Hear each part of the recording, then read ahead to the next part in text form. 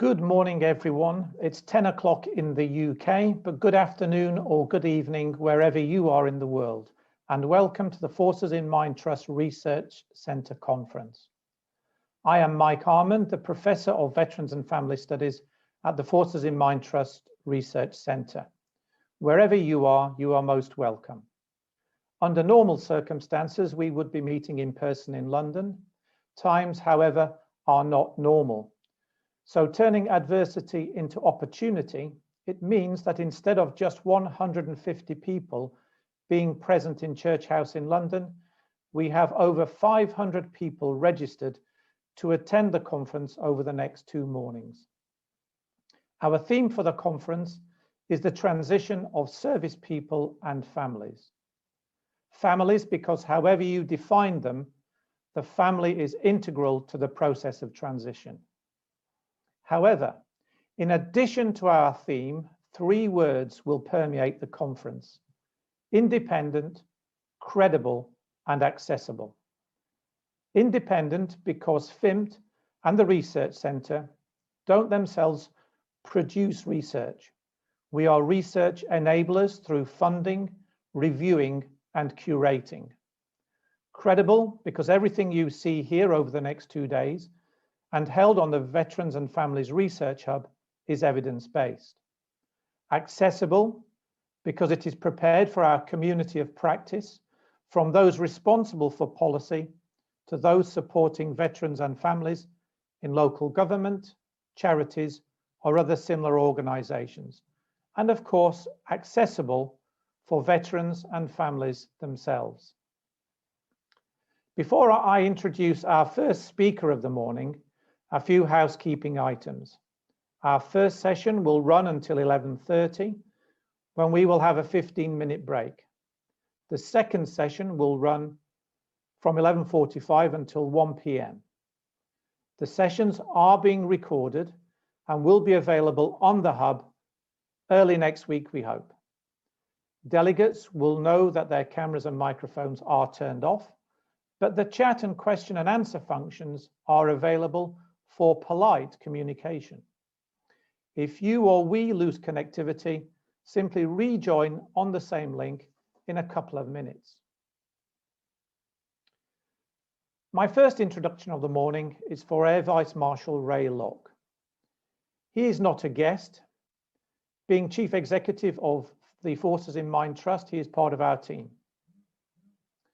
Most of you will know Air Vice Marshal Locke, but for those of you who don't, Ray served in the Royal Air Force from 1977 to 2013, beginning as an officer cadet, qualifying as a pilot and serving on operational duties in Gulf War I 30 years ago. He ended his career as Commandant of the Joint Services Command and Staff College at Shrivenham, and he left the Air Force as Commander of the Order of the British Empire, being appointed in 2004. Since leaving the Royal Air Force, he has led the Forces in Mind Trust to establish it as the UK's most credible and independent evidence-forming body concerning the armed forces community. He also established a research centre and the Veterans and Families Research Hub here at Anglia Ruskin University. Air Vice Marshal, over to you. Thanks, Mike. And good morning, everybody. I'm Chief Executive of the Forces in Mind Trust, and I would just like to welcome everybody to this conference on behalf of the whole board of the Forces in Mind Trust. As Mike has said, the Research Centre is one of the jewels in our crown. I'll perhaps come on to that a little bit later. I'd just like to spend a few minutes talking about some of the things that I think are important on today. The first thing, of course, is this is our second conference. We had hoped to have 3 by now, but obviously last year we had to skinny that right down to just an autumnal online. And again, as Mike has said, today's conference, whilst it of course brings limitations in terms of networking, in terms of making that personal connection that we expect the conference to deliver, it has also given the opportunity for international colleagues and people from across the UK who wouldn't have been able to travel perhaps. So, you know, it's not all down, of course. There are opportunities. And as I sit here, I see we've got, you know, over 230 people online. And if we get the same number again tomorrow, which I very much hope we do, then I think, you know, that is far higher number of people able to benefit from the conference than had we held it in Church House in Westminster. Of course, next year we'll have a look and we'll see what the climate allows. And again, we'll look to deliver a conference that is useful. I think it's never helpful to start off a conference with a huge reflective piece, and I don't intend to do that either, but it is, of course, a year today since the start of the pandemic affecting the UK. And there is a minute's silence, of course. That's slightly happened overnight and took us a little bit by surprise, but at midday in the UK, some of you will be aware that there is a national minutes of silence. Operationally, that's quite difficult for us to cater to. So the programme is going to continue as Mike has just described.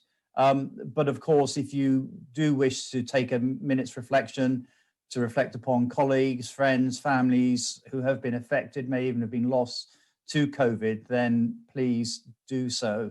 And the break beforehand is also perhaps an opportunity to have a small amount of reflection.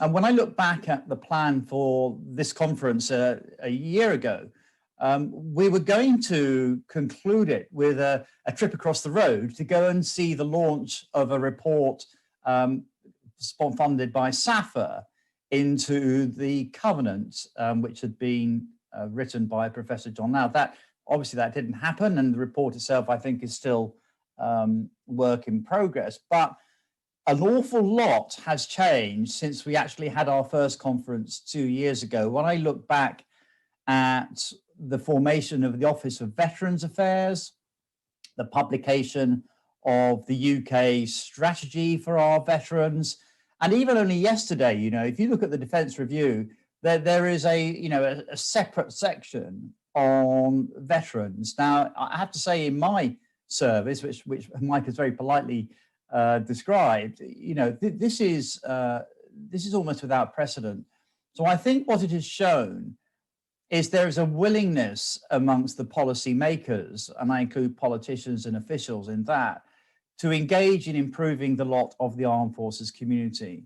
And ultimately, of course, that is what we at Forces in Mind Trust are trying to achieve. We're a charity.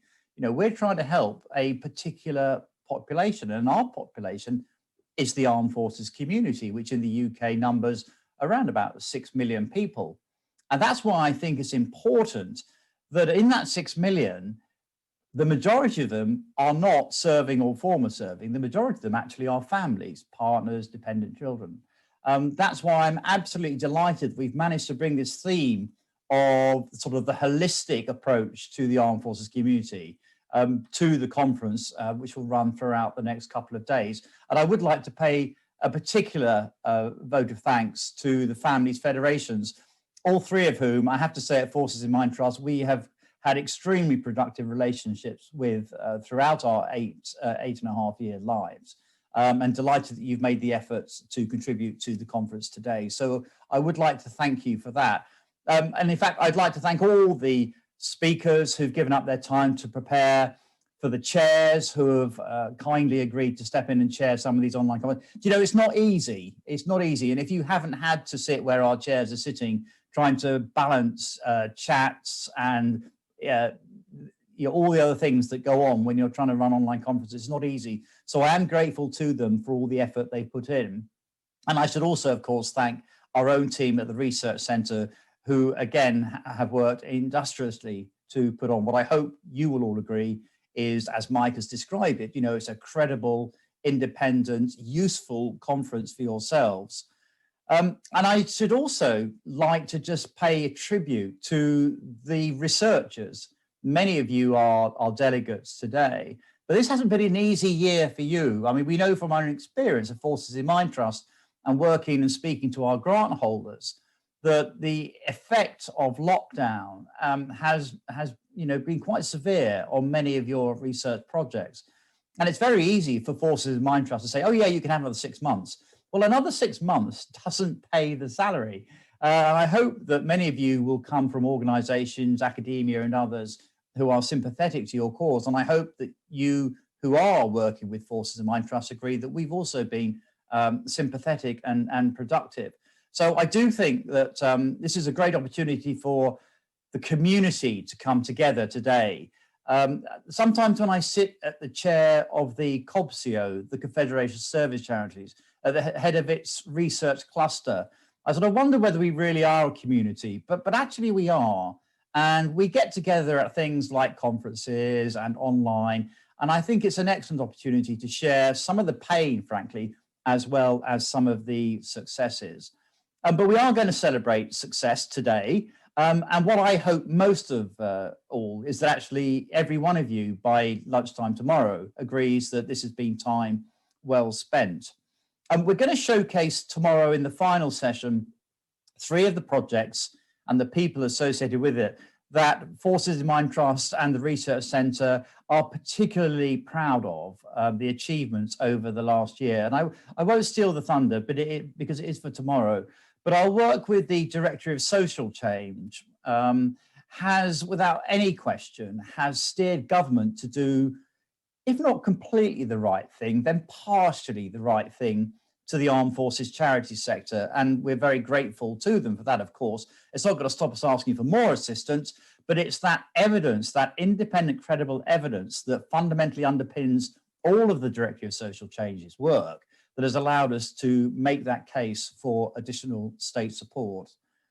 And then our second prize winner is John Bisson from Cardiff, who's come up with not just a really clever way of improving the mental health of some members of the armed forces community, but done in a way that we found particularly accessible. It's very complicated. I'm a lay person. I don't understand half of it, but John's team has made it very accessible. And because of that, it has been made very influential. And so as well as being innovative, it's also effective and impactful, which is great. And then our third winner, a special award, goes to Jan Walker and Gabriella Miska, who between them co-authored this report, Living in Our Shoes. Now this is a flipping big report, okay? It's got 120 recommendations in it. And do you know what? It cost Forces in Mind Trust very little indeed to fund that. And yet, the impact that work is likely to have on families is out of all proportion to the amount of money that we invested in it. But I can assure you, not out of proportion to the amount of time and effort that Gabriella and Janet put into it, and also, again, supported, back to my theme, by the families' federations, by researchers such as yourselves on the call today, and indeed by other delegates working around the charity sector, and indeed members of the armed forces communities ourselves. So we picked those 3 because we think they're particularly worthy of acknowledging with prize and therefore bringing to your attention tomorrow. Whenever Forces in Mind Trust makes an award, I always get slightly frustrated by the negativity that greets some of the announcements, and in particular, and you'll know who they are, and they may even be on the call today, you know, the keyboard warriors who take to Twitter and say, oh, that money would have been better spent on ... fill in the blank. And it's usually around service delivery. You know, you could have helped my mate Tommy, you could have done this, you could have... Well, of course, we could. That is entirely our discretion, but we weren't established to do that. We were established fundamentally to change systems so that in due course, not just Tommy, but thousands of Tommy's mates are going to be assisted in the future. So I recognize the imperative to do something in the here and now, but that is not what Forces in Mind Trust does. Now, in terms of impact, you know, the impact we had on our endowment in the 8.5 years I've been at the ship has been substantial.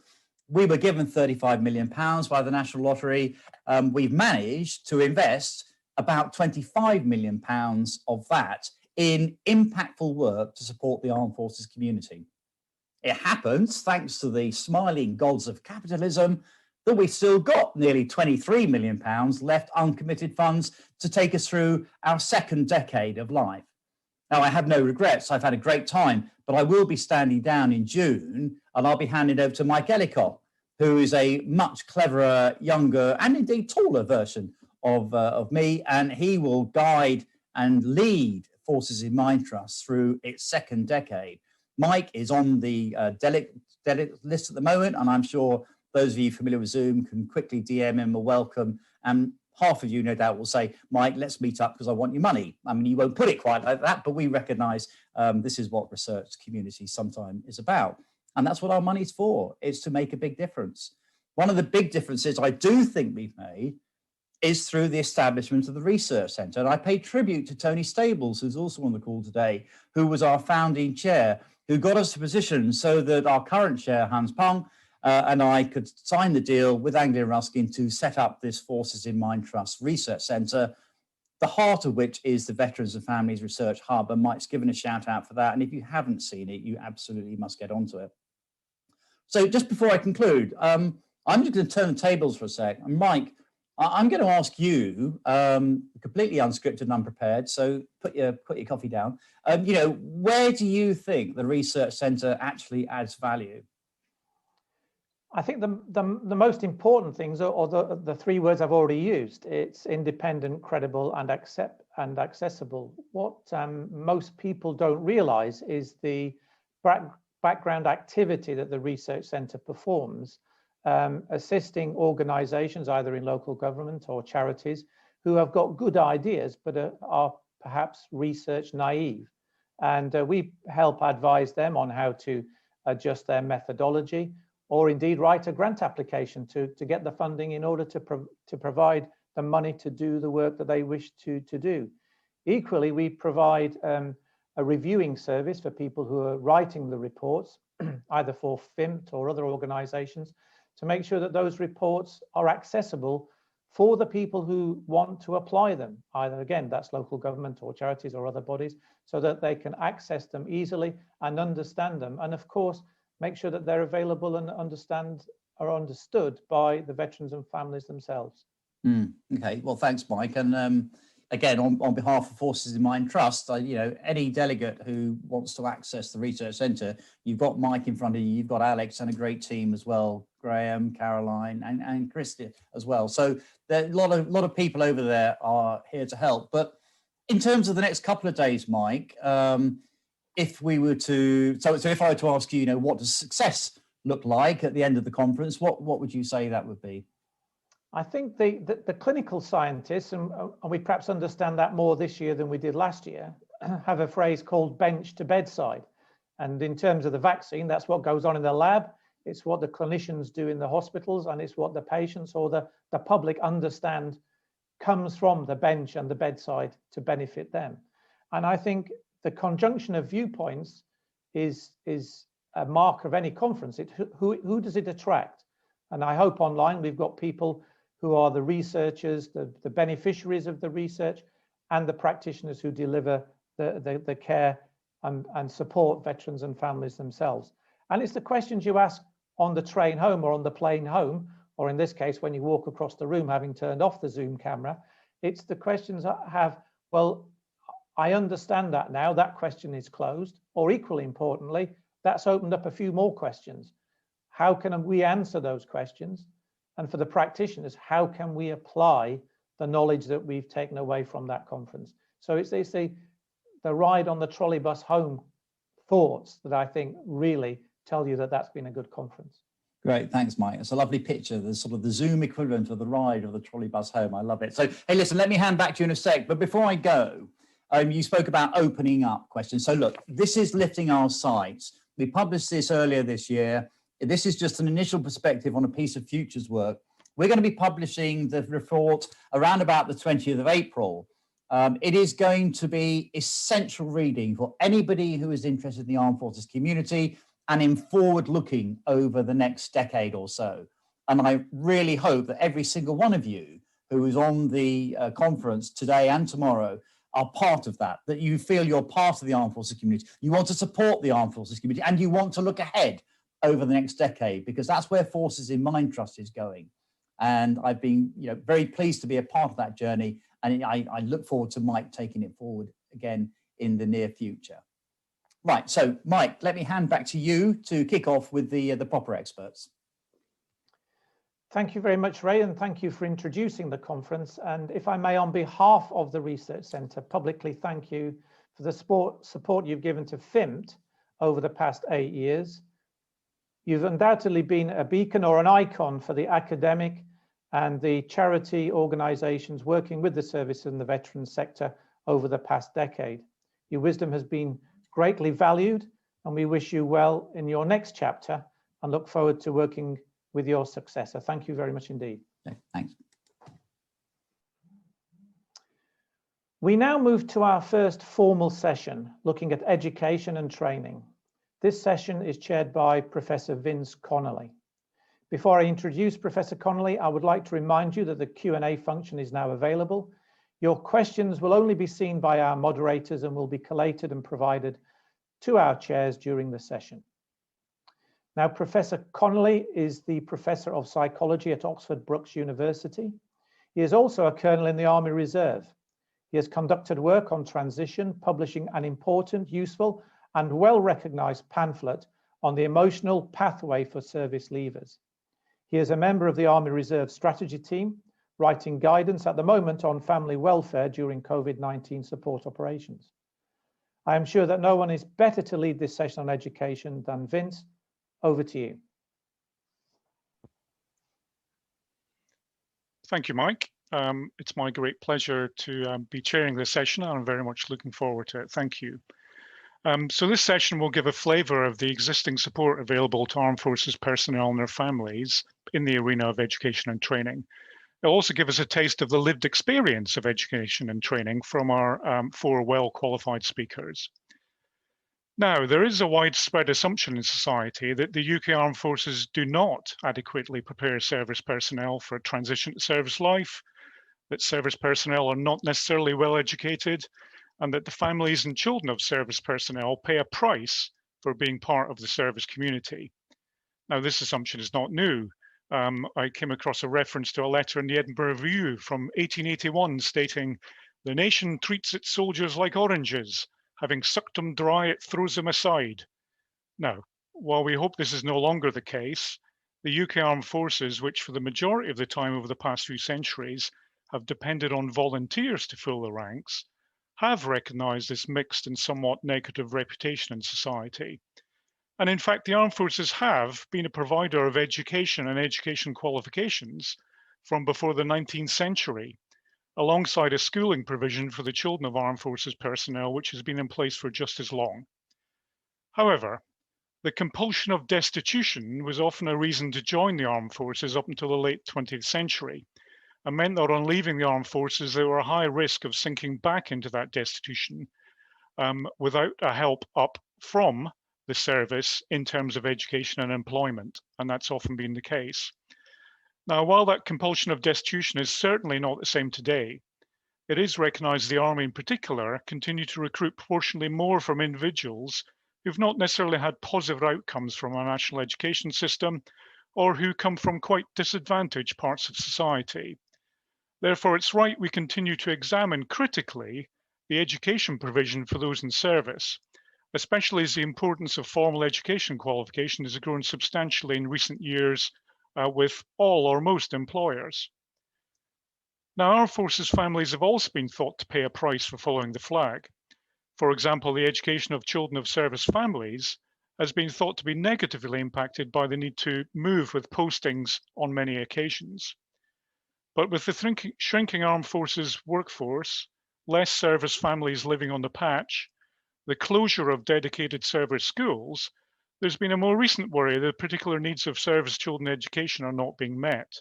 But today we'll hear some details in this session about the current status of service children in schools. But for our first talk, it's more about transition. And the Armed Forces have long recognised the majority of their full-time personnel will leave the Armed Forces and move into other employment sectors well before formal retirement from the world of work. And therefore, there's always been a long-standing interest in managing both their education and managing the transition from military to civilian life. The challenge, though, is that many personnel have had the perception that the move to civilian life was only to be thought of in terms of an end-of-career set of processes, resettlement, as it's traditionally been called. And due to this end-of-career focus, training, education, and including welfare and health, while present, were often more peripheral to resettlement. and this lack of long-term preparation could substantially narrow the options open to the leaver and their families. Therefore, it's highly positive that individuals are now being encouraged to think of a through career transition to civilian life that emphasises education, individual development, personal planning and preparation for life beyond the armed forces.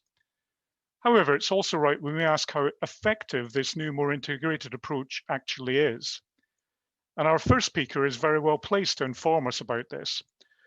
Kate McCullough is Officer in Charge of the UK Defence-wide Transition Services, the DTS, the MOD's provider of bespoke support to the most vulnerable service leavers and their families. She's had a wide and varied career in this area. She's active on many veterans working groups and advisory courses, boards across the UK. And Kate brings her expertise from the Army Families Federation and a background in organisational development. So over to Kate.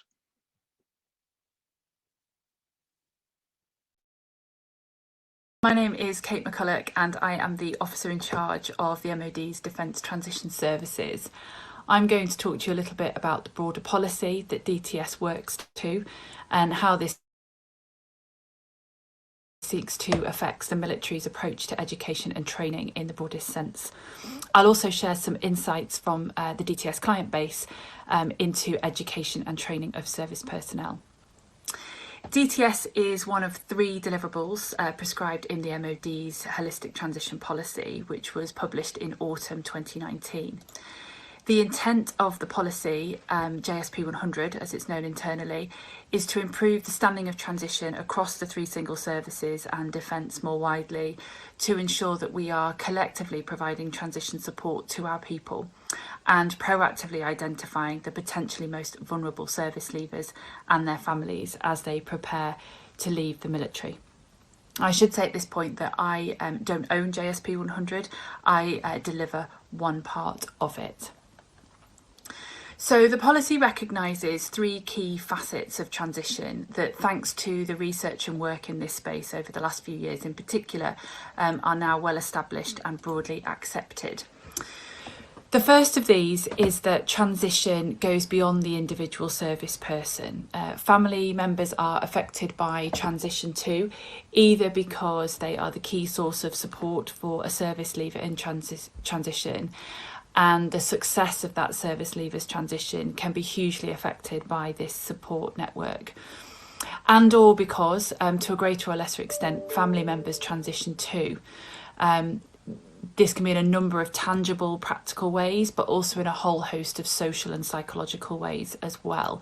And of course, the impact of these changes can be both negative and positive. The second is that resettlement, with a capital R, is prescribed by Defence in a comprehensive policy that facilitates access to a specific package of entitlement that's available for a finite period of time at the end of a service person's career. But transition is more than that. It extends backwards through career and beyond discharge too. And JSP 100 seeks to effect an important culture change that moves people's thinking towards a longer term, more planful approach. Resettlement is a critical aspect of leaving the military, but JSP 100 recognises the need to complement that with a more holistic approach. And thirdly, the more holistic approach applies not just to the time period in which support and guidance is offered, but the subject areas too. So Defence's support to service leavers has traditionally focused on employment, hence the Career Transition Partnership. But transition can affect every facet of life, from housing to access to healthcare, to children's education, to mental health and well-being, to finances and beyond. These facets are of course all interrelated and life can be complex. So by simply addressing one element, in the instance of resettlement, we talk about employment, is to ignore potentially damaging forces that can destabilise a service leaver's successful transition in other areas too. We see this holistic approach in many other walks of life. A school that works hard to support a student's learning will see a limited impact if that child is going home to an abusive household or to too little food to eat. A prisoner released from prison may be at risk of reoffending if, despite criminal rehabilitation, they leave prison into homelessness and unemployment, for example. And the same applies to service leavers. Onward employment is critical for those who want or need to work, but a successful transition will be blown off course by a veteran with mental health needs or unmanageable debt or drug issues, for example. So JSP 100 seeks to define an approach and affect a culture change captured under the heading of transition that supports service personnel and their families to get the best from life in general, and additionally helps them be better prepared for life after the military. It's not about encouraging people to leave, it's about helping people to develop themselves into well-informed, resilient individuals, whatever they do for a job and whatever stage of life they're at. I mentioned previously the 3 deliverables of the policy, and these are very much interrelated. The first of these is life skills. And this will essentially be some kind of through career information and guidance available for service personnel and their family throughout a service person's career. Based on the evidence that shows us what subject matter causes the most issues for service leavers and their families and what factors are most likely to prohibit a successful transition, the programme will help to plug service people's and their families' knowledge and confidence in specific topic areas, including finance and housing. And life skills is being led very much by Armed Forces People Support within the MOD, and the programme is in development. The second element, the second deliverable from the policy, is a set of monitoring and assessment tools. And again, this is in development, but it will enable individuals and their chain of command to measure an individual's status against a range of life skills topic areas. And when applied during the latter stages of a service person's career, enable them to evaluate their preparedness for life after the military, in order to identify support needs and to help the chain of command or other unit staff facilitate access to any support that service leaver or the family may need. And one such source of support may well be Defence Transition Services, or DTS as it's known. And DTS is the third deliverable described in the Holistic Transition Policy. DTS sits within Veterans UK, which is part of the MOD. Our role is to support service leavers to identify their transition ducks and get those ducks in a row. Along with Defence's wider transition policy that I mentioned, we aim to help limit the likelihood of a service leavers facing a cliff edge as they discharge, and instead help them tackle a less dangerous slope as they move from military to civilian life. So, to coin a much used phrase of late, we seek to flatten the curve towards a more positive outcome. To give you a bit of a feel for the DTS client base, in our first full year of operations, based on an average annual outflow of 15,000 service leavers, we supported 1.6%. I would expect this figure to rise as we continue to raise our profile and become more established, but I don't expect it to exceed about 5%, based on the accepted statistics about the number of service leavers who make a successful transition.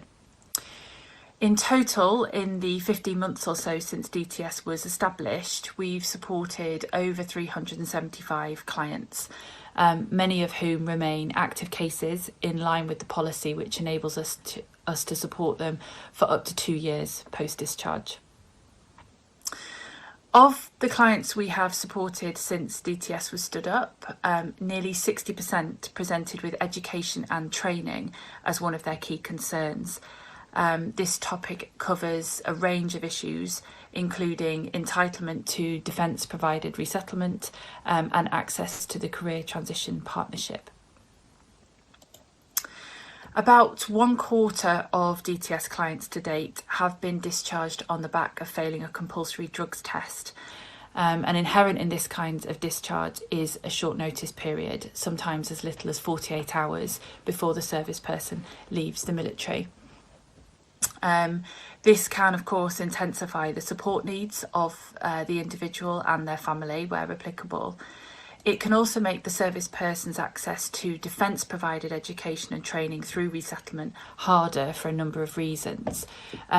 And our priorities in such cases is to ensure they understand their resettlement entitlement and to work with the client and the Career Transition Partnership to get the client registered with the CTP as soon as possible, if it hasn't already been done so at unit level. And then to work hard with the client to encourage them to engage with the CTP as fully as possible. This can be difficult if the client harbours resentment for the MOD more widely or blames it for the circumstances in which they find themselves. And I very much welcomed a change to resettlement policy in August of last year, which now means a service leaver's entitlement to CTP is based solely on their length of service, and the reason for discharge is no longer a deciding factor.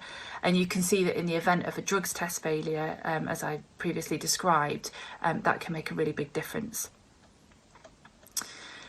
DTS understands support provided by a range of support suppliers in the public, private and third sectors to ensure our clients realise the benefit of the resettlement they are entitled to and to help Defence fulfil its duty of care towards its people. We take a defence by default approach, but we work very closely with support providers in other government departments, the devolved administrations, and beyond that we look to local government schemes, private sector provision, and of course to the third sector, which provides a huge amount of support to this cohort.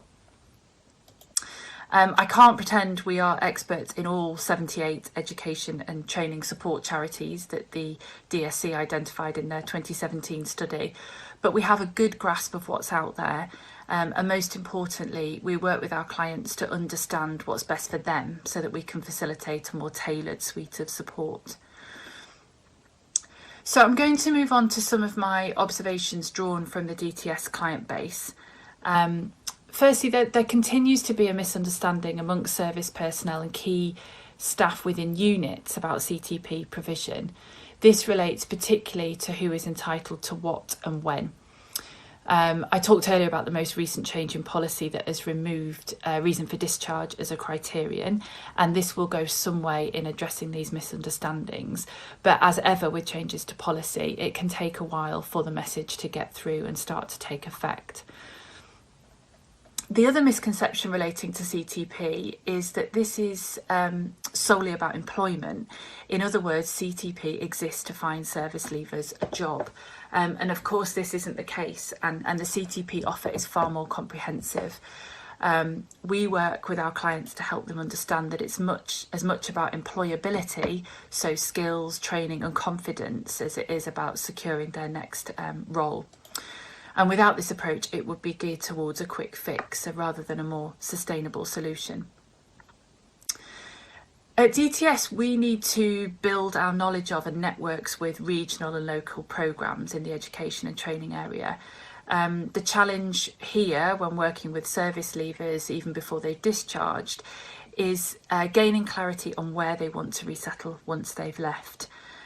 Some do know, of course, and they'll have various reasons for being wedded to a particular area, but some are wholly undecided about where they'll resettle, and really they're aware that discharge is just a stepping stone, and they may not even know which direction they're heading in just yet. And as a recruiter myself within the civil service, whose vacancies attract service leaver and veteran applications, CV and application writing skills is clearly still an issue. We saw the launch of the guaranteed interview scheme for veterans back in October last year, so it'll be interesting to see what effect this has on helping veterans secure employment. But based on the several hundred applications that I've read over the last few weeks, this cohort would benefit from engaging with the support available, which is aimed at helping them translate their military skills, education and experience into a meaningful civilian equivalent. And also I think COVID may have helped, which feels like an odd thing to say, but by that I mean that pre-COVID, military personnel were largely used to working in more rigid and less flexible ways. And obviously I'm speaking about unit-based time, not during operational tours. But with the stay-at-home messaging as part of the fight against COVID, we've seen more service personnel work from home than ever before, and probably more than many ever assumed possible. And some will have experienced a very different work-life blend because of this over the past year, involving caring responsibilities, adjusted hours, and more so than they've ever experienced in their military careers.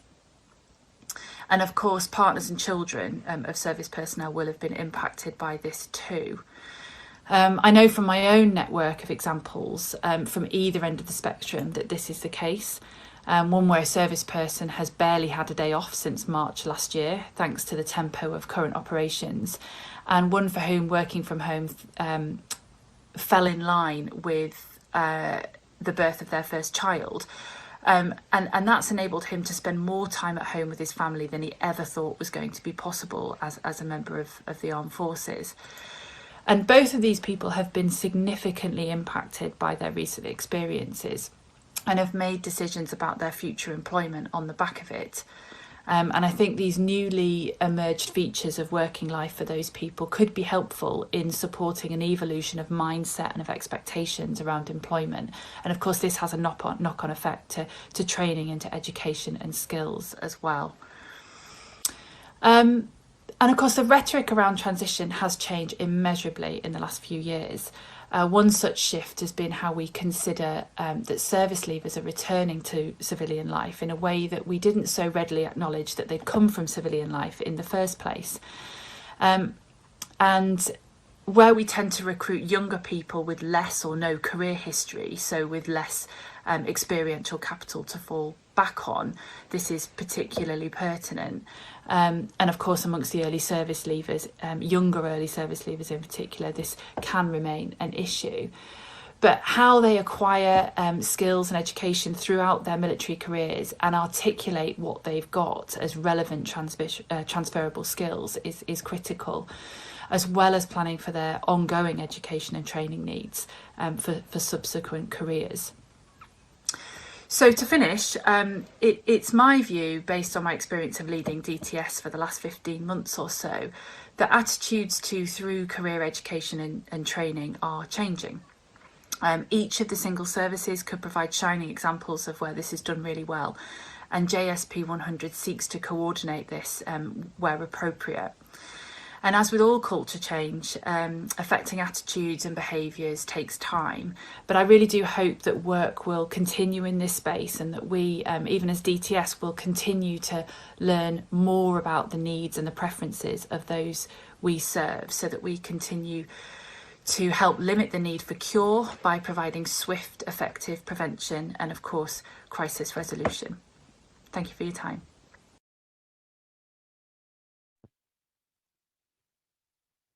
Thanks to Kate for that. We now move on to the next talk, which is a joint talk delivered jointly by Graham Cable and Michael Hall. Graham is a research fellow in the Forces Mind Trust Research Centre, a very experienced educator. He brings his expertise from his various appointments, including working for the Open University and providing courses to the Defence School of Languages, as well as wider experience managing Army educational and training facilities and programmes from when he was a serving officer. Graham will talk about educational and training provision for service personnel and veterans.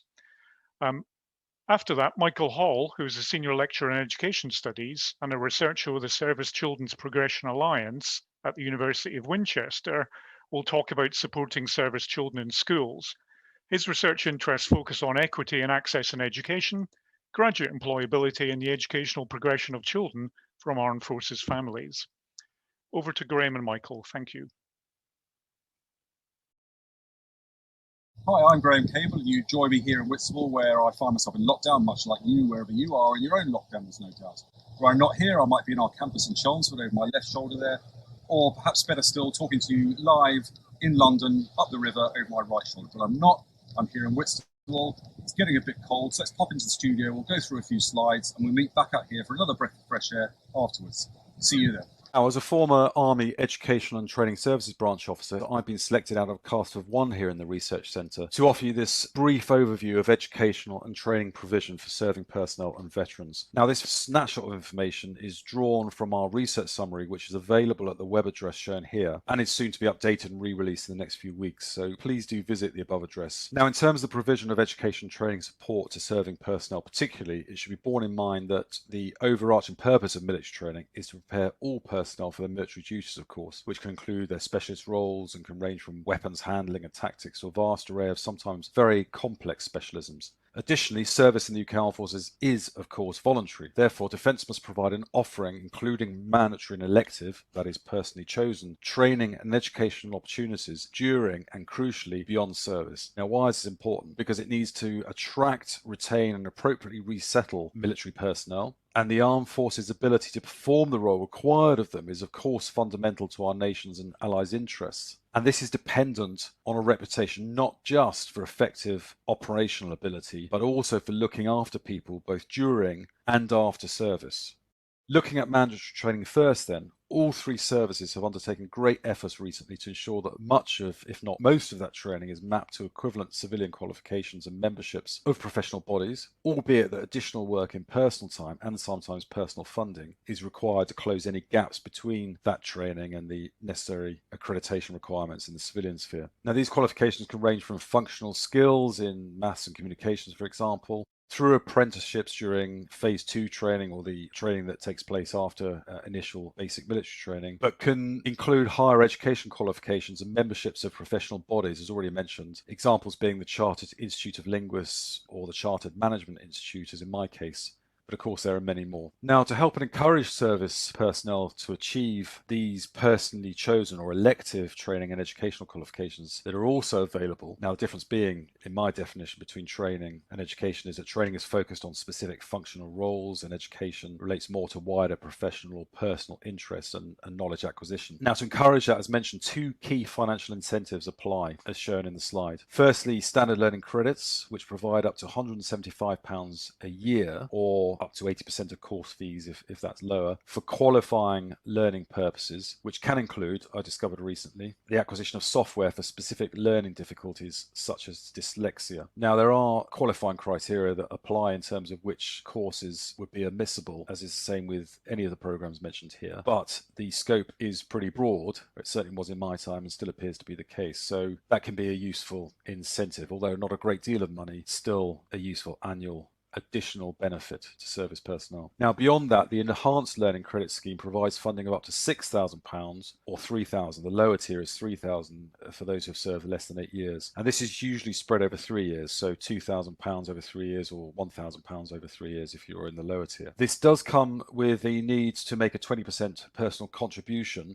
and it does apply only for level 3 courses, which is equivalent to an A level on the English, Northern Irish and Welsh qualifications framework, or a level 6 in Scotland, or above. So any courses at level 3 or above can be admissible. Again, there's a range of other qualifying criteria, as there are with any of these programs, too broad to detail here, but our snapshot research summary available on the website, already detailed, can and will provide up-to-date information if you care to take a look. Now, in addition to SLCs and ELCs, the publicly funded higher education scheme provides for up to £9,000 funding for service people without A-levels or equivalent, or degrees or equivalent. So that's levels 3 to 6 on the English, Northern Irish and Welsh qualifications framework, and the equivalent to the Scottish framework. Now, this is only for those who don't have A-levels or don't have an undergraduate degree already, and it only exists for one course of study. So you can't use it to fund an A-level and then a university degree. It's one or the other. In addition to that, there are also financial awards available if personnel pass certain military language qualifications, which recognise the utility of linguists in the military, and it therefore encourages them to both study and to qualify at particular levels in those languages. Now, finally, there is also a range of other part or fully funded in-service degree opportunities available to all personnel at all levels, from foundation degrees, master's degrees, and doctoral level qualifications, and a range of other shorter university courses which don't necessarily have certifications attached to them, but can be undertaken out of personal interest or indeed professional interest.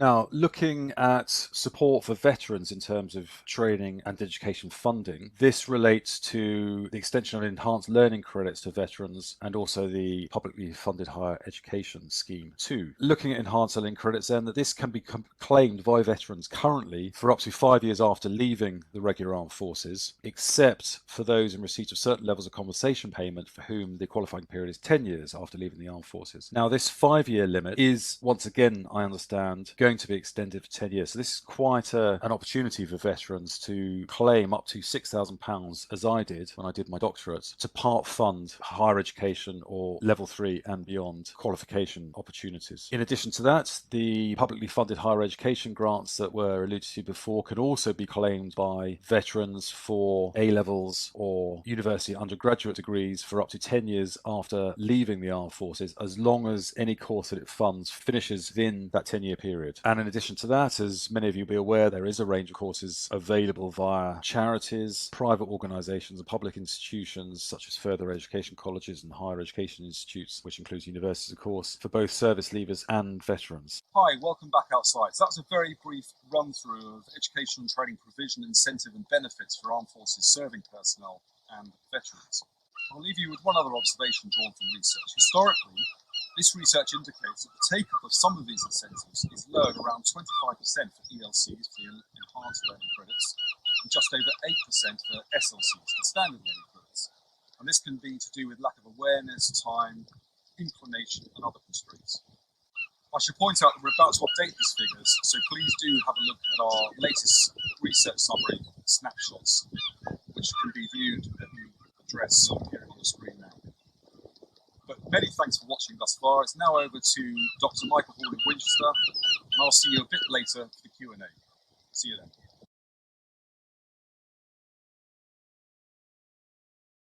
I'm Michael Hall. I'm a researcher with the Service Children's Progression Alliance based at the University of Winchester, and in this very brief presentation I'm going to talk about some of the key messages from the research about supporting service children through education.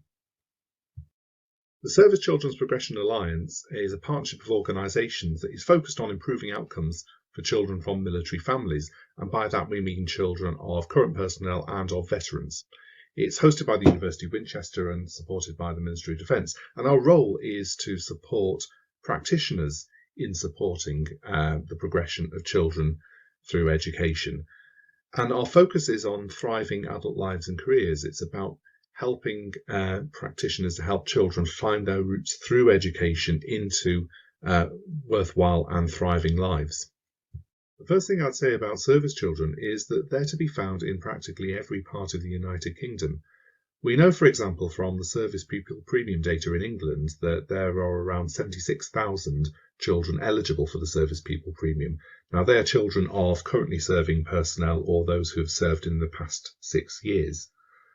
When we break that down, we see that 52% of schools across England have at least one service child on roll, and of those, half of them have only one or two on roll.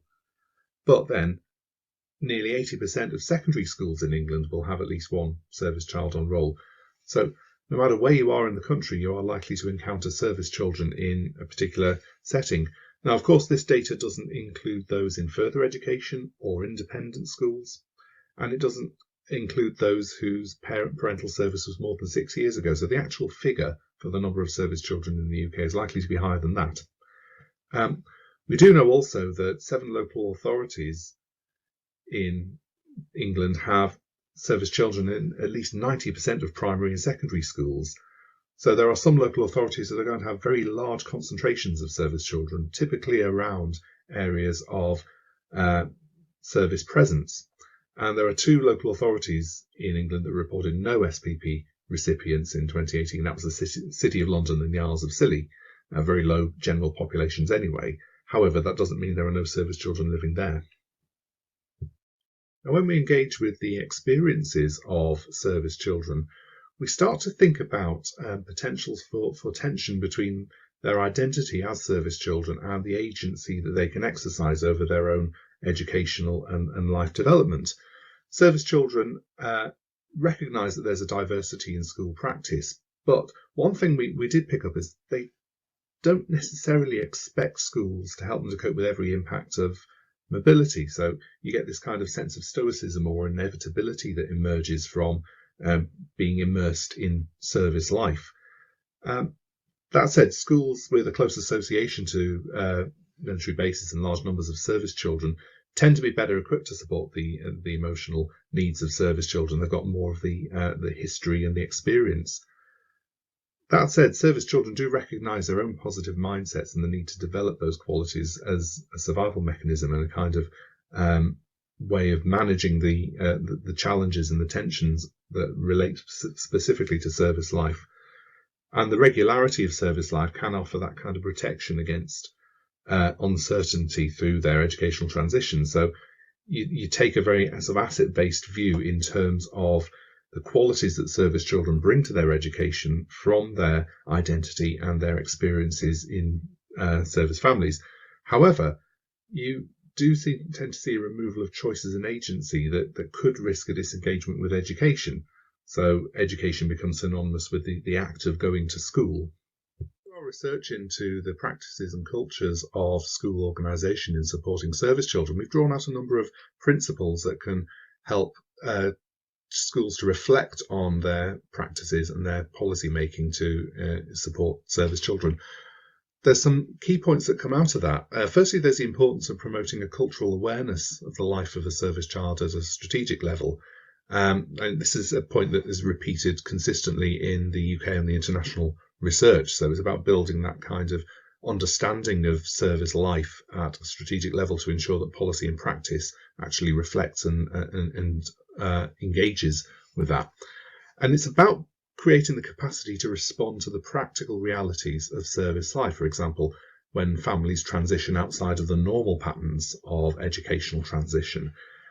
It's also about acknowledging the intersection of factors that impact upon children's participation and their achievement. Again, you see this in the international literature coming up. You see the impact, for example, of deployment and separation on students' well-being and the knock-on effects on participation in schools.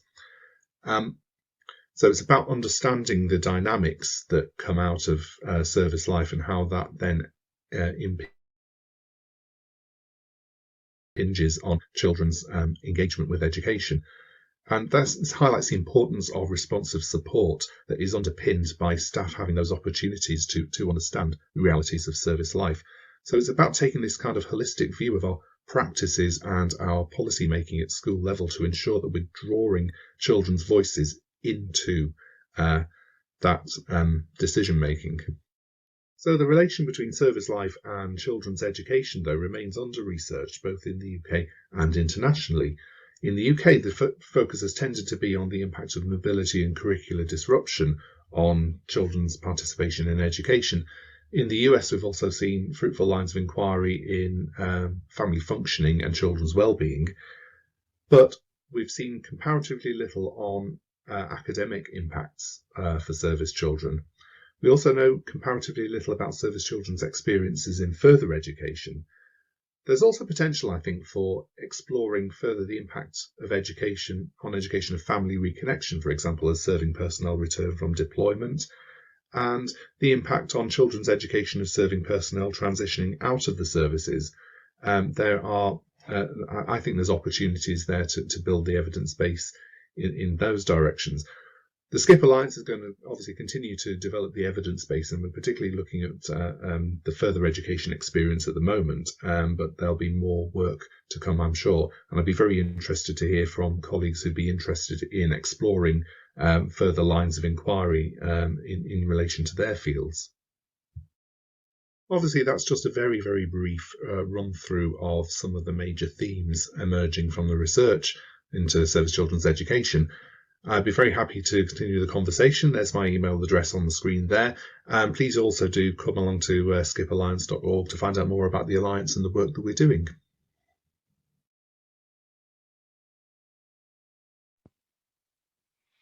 Great. Well, thanks to Graham, Michael, and Isabella.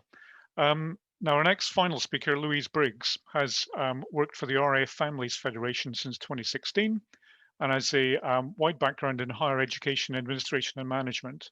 Louise is co-author of the 2018 report, Lifting the Lid on Transition, the Families' Experience and the Support They Need, which was the culmination of a collaboration between the 3 family federations and funded by Forces in Mind Trust. More recently, Louise's work has focused on education and childcare, and today she's going to talk to us about the lived experience of education and training for service families. Louise.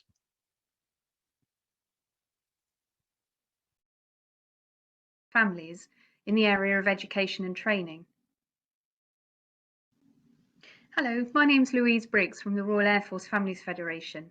I've been asked to talk to you today on behalf of all 3 families federations about the lived experience of service families in the area of education and training. I thought long and hard about how to most honestly portray the experience of lives from the evidence we have access to as families federations. In many respects, the experiences we live throughout our service lives impact how we transition. I considered surveys we've conducted, reports we've published, and evidence collected from families contacting us. And I've broken these down into 3 separate slides, one on children, one on spouses and partners, and one on service personnel. I felt it was important to include the voice of service children, and to do this, I've drawn on the work of some of our valued partners: the Service Children's Progression Alliance, Service Children in State Schools, Supporting Service Children in Education Wales, or SSC Cymru, and the Royal Caledonian Education Trust in Scotland. I'm grateful to all of these for allowing me to include some of their material here. If we consider the words of service children when talking about life as a service child, we find a real melting pot of experiences, emotions and feelings. We have pride, anger, frustration, mixed with excitement, nerves and sadness. I jotted down a couple of quotes while I was researching this, and I'll share a couple with you here. When I was younger, I didn't understand why we were moving. I hated the army when I was little because it made life so difficult. Another one that concentrates on positive says, I like moving places because I have more experience with what is out in the world and what beautiful places there are. But staying with my friends would be nice. One child describes his feelings: excited, nervous and a bit sad. As soon as we get used to a house, we get moved. Recent research launched by the RAF Benevolent Fund highlighted a similar mixtures of feelings and emotions when looking at experiences of growing up in the RAF. Children described it as upsetting, stressful and difficult, but also good, cool and exciting.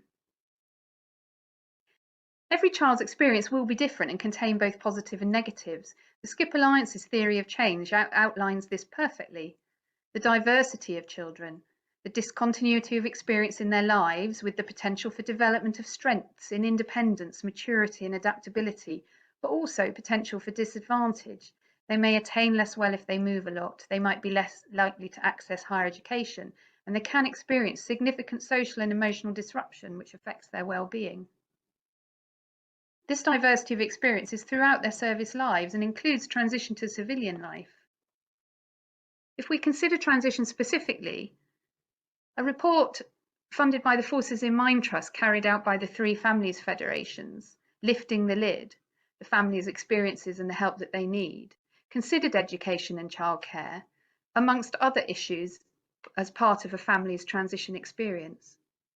In Armed Forces Covenant terms, it found a cliff edge on the final move. Support for gaining school places in the admissions process that had been in place during service life isn't necessarily there. A recent consultation from Department of Education on changes to the school's admissions code may help this by explicitly including private addresses as well as moves between service family accommodation. But if the burden of proof is still on an assignment order, then a final move to settle in one's own home could still fall outside the assistance normally offered to serving families through local authorities' pledges to the Armed Forces Covenant. The report also found a lack of evidence on the impact of transition on children and recommended that this be considered as a future topic of research. Our participants identified that they wish they could have done more to help their children prepare. Some expressed surprise that it had an impact on their children, even if they weren't moving very far, which meant they felt unprepared for dealing with that. Further research and attention to this aspect would enable us to help families more with this. Around transition specifically, SSC Cymru collected a series of quotes from children which really paint a picture of children and young people's feelings. Here are a couple of those quotes. The idea of completely stopping being in the army terrifies me. I cannot imagine how much it would affect my dad because it's been his entire life for so long. I can see why he would go back to being part of the reserves. Another says, being part of the army is like being part of a family, an enormous family that spans the length of the UK, parts of Germany and Afghanistan. And the last one, he signed off last week, so he'll be done by the end of this year. He's done 24 years. I find that better because he'll be around a lot. He likes watching us playing rugby, so he'll get to see us more. I don't know about you, but I found it surprising the amount of awareness that these quotes suggest that children have about that transition process and the potential impact on both themselves and the members of their families. The report identified the challenge of raising awareness around claiming service pupil premium after leaving the forces. Service pupil premium is claimed by schools for service children that are declared to them. And if claimed while serving, a school is able to continue claiming for up to 6 years after a service person leaves. A recent Voice of Schools report from Service Children in State Schools highlights that schools believe parents may be reluctant to declare their service status, particularly those leaving or just left. Sharing effective practice for supporting service children is key, including through transition to civilian life. The good news now is there's much work focusing on this. Work by the Skip Alliance, as outlined by Michael Hall earlier, by Service Children in State Schools to understand the voice of schools in what they need and want, as well as collaboration across all the devolved nations on development of continuing professional development resources for educators. In this slide, I consider the lived experience of partners and spouses. Partners and spouses can find themselves sacrificing much to support service personnel. Mobility, repeated separation, deployment and unpredictability all take a toll on employment, education and training opportunities, which in turn can impact the contribution a spouse or partner can make to a positive transition. For instance, if based overseas, access to opportunities can be much more limited and circumstances more challenging. For instance, there may be less access to childcare for those with young children, either informal or formal, and that is available may be more expensive. Transferability of training is not always straightforward. A quote from the Army Families Federation says, "I've spent 3 years studying at university in Germany to qualify for my field of work, and upon arriving in the UK, find that my qualification cannot be accepted and is not recognised." Even between countries of the UK, transferring skills and qualifications can be less than straightforward. Whilst much work has been done to map qualifications where systems differ, transferring them can be time-consuming and lengthy, which will not necessarily enable mobile spouses and partners to work. Distance learning is a ready-made resource available to armed forces families to maximise opportunities whilst mobile, but we need to recognise that it's still not always easy for a spouse or partner to access what's available. For instance, within the RAF Families Federation, we have an example of an RAF spouse who wished to undertake social work degree remotely. The degree required that she have a permanent contract for employment, whereas this particular spouse only had a series of temporary non-permanent contracts following her life as a mobile family, and she was unable to access that degree. Targeting of information and advice is really important to ensure that it is all understandable, but also that it reaches those who need it most. The University of Warwick with the Army Families Federation carried out a study in 2018 into military spouse and partner employment, identifying the barriers and the support required. They found that those married to someone in the junior ranks of the armed forces are less likely to be aware of opportunities that are available. And there are a myriad of opportunities available on training. The increasing offers are welcome, but can be difficult to navigate. Forces Families Jobs is one recent development developed by the Families Federations in response to that AF and Warwick study. And Social Media Spouses from BFBS is an example of a remote learning opportunity to upskill or reskill in social media. And the launch of the CTP Partner Support Programme is really welcome, but we must make sure that the spouses and partners that these programs are designed to help are aware of what is out there and make it easy for them to find.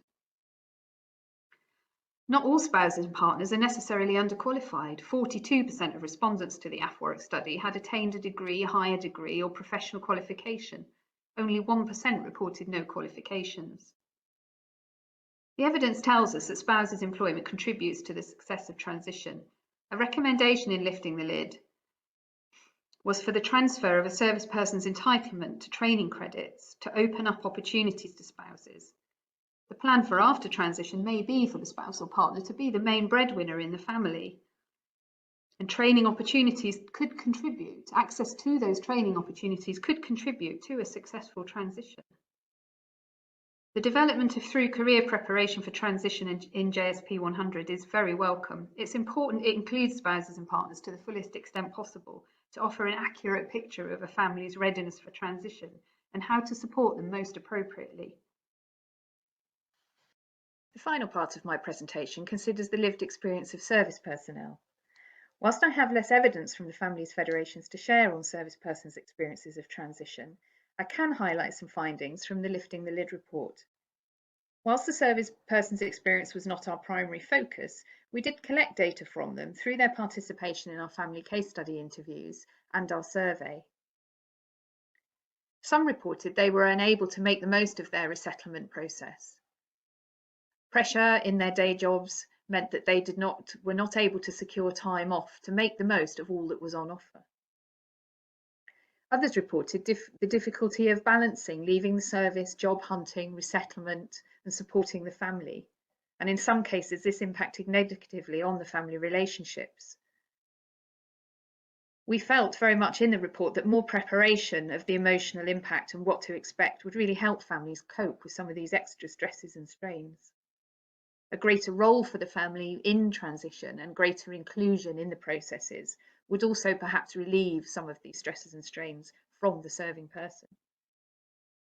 Dual serving couples took part in our study, and one reported a particular difficulty making the most of his resettlement as the still serving spouse was deployed during this period. He was at home with extra childcare duties as a result, and combined with completing his day job, was unable to attend many resettlement courses that he wished to. One family reported considerable surprise at the cost of some of the courses that they wished to complete. They hadn't really felt prepared for what to expect in that regard. I hope that this brief canter through some of the lived experiences as families has been interesting. Many thanks for listening, and I look forward to answering any questions that you might have during the panel session. In addition, if you'd like to have any further information or discuss any of the points I've raised, please feel free to email me.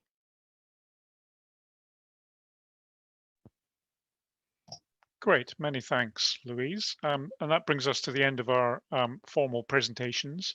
We're going to move into a Q&A session now. So I'll ask the panelists to unmute and reveal themselves. I've got a number of questions from our audience that I'm going to start with.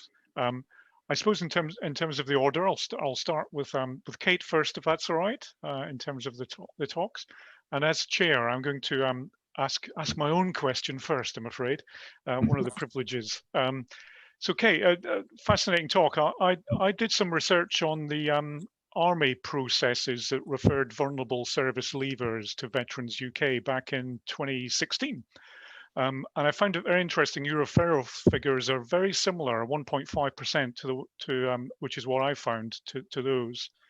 Now, most of those referrals were from individuals in the formal medical discharge process, which was very reassuring. But we know there are many other vulnerable individuals leaving the services. Now, you mentioned misunderstandings about policies at the local level in the armed forces. But it is the case that transition has been in place as a policy from about 2012. So you know that is quite a time for those policies to settle. So why do you think the proportion of referrals really hasn't or doesn't appear to have changed very much? Mm-hmm. Okay, thanks, Vince. So just to clarify, JSP 100, which is Defence's holistic transition policy, that was published in November 2019. As a specific policy with the 3 deliverables that I described in my talk. That went live towards the end of 2019. So the figures that we have for DTS referrals are from that date onwards. And I should also say that DTS doesn't support medical dischargees. And that's to say that the Veterans Welfare Service, which is our sister organisation with whom we work very closely, is the recipient of any referrals that come in from a medical discharge. So the DTS client cohort are non-medical dischargees, and they're the vulnerable or potentially vulnerable service leavers and their family members who've been identified either themselves or through their chain of command, and then have been referred to us through the Defence Transition Referral Protocol. So I couldn't say why those numbers are as they are compared to the time frame that you were looking at, but certainly within the time frame that DTS has been in existence, we've seen a slight but steady increase in the number of referrals that have come our way. And I think that's purely down to us over time raising our profile and proving our track record to the units. You know, many units take very seriously their responsibility towards their service leavers, and they want to be confident that the organisation and the service they're referring their people to will do a good job. And I hope that DTS continues to prove that that's something that we do. Brilliant, great, thanks for that. And while we're on kind of percentages and targets, we got a question from the audience. The DTS target you referred to of about 5%. People are asking, should it perhaps be more? Where's that figure come from? And is it there because of a resource issue, or is it through research, or? Mm-hmm. So, excuse me, first, it's not a target, I should say that. We are, at the moment, we're simply looking at the number of people who come to us, and obviously we're very interested to keep tabs on that and to understand what that number is and why that number is what it is. DTS exists to support the most vulnerable service leavers. So by definition, we're talking about the vast minority of service leavers. And when you look at the research as a whole that's out there, it depends which paper you're reading, but certainly in the mid to high 90% of service leavers leave well. Obviously, they encounter various challenges and difficulties and raise questions for themselves along the way. But according to the research, the vast majority leave well. And so it's the minority left over from that we seek to serve. And as I say, at the moment, we're round about the 1.8. Sometimes on a monthly basis, we're just about touching 2%. But I wouldn't, as I said earlier, wouldn't expect that to rise above 5% on the basis that most leave well. Okay, excellent. Thank you for that. And moving on to Michael and Louise in particular. So you both talked about educational experience in the round. And a question arising from that is obviously the military have various policies in place, such as continuous education allowance, service schools, etc. Where should the military be targeting their resource? What's the answer to the disruption of education, particularly for mobile families? Shall I go first, Michael? I mean, that's a good question, and that's something all the research and the collaboration is trying to unpick and identify, really. And I think it's still a work in progress. There are so many different experiences from service children. Every child is different. Every experience will be different.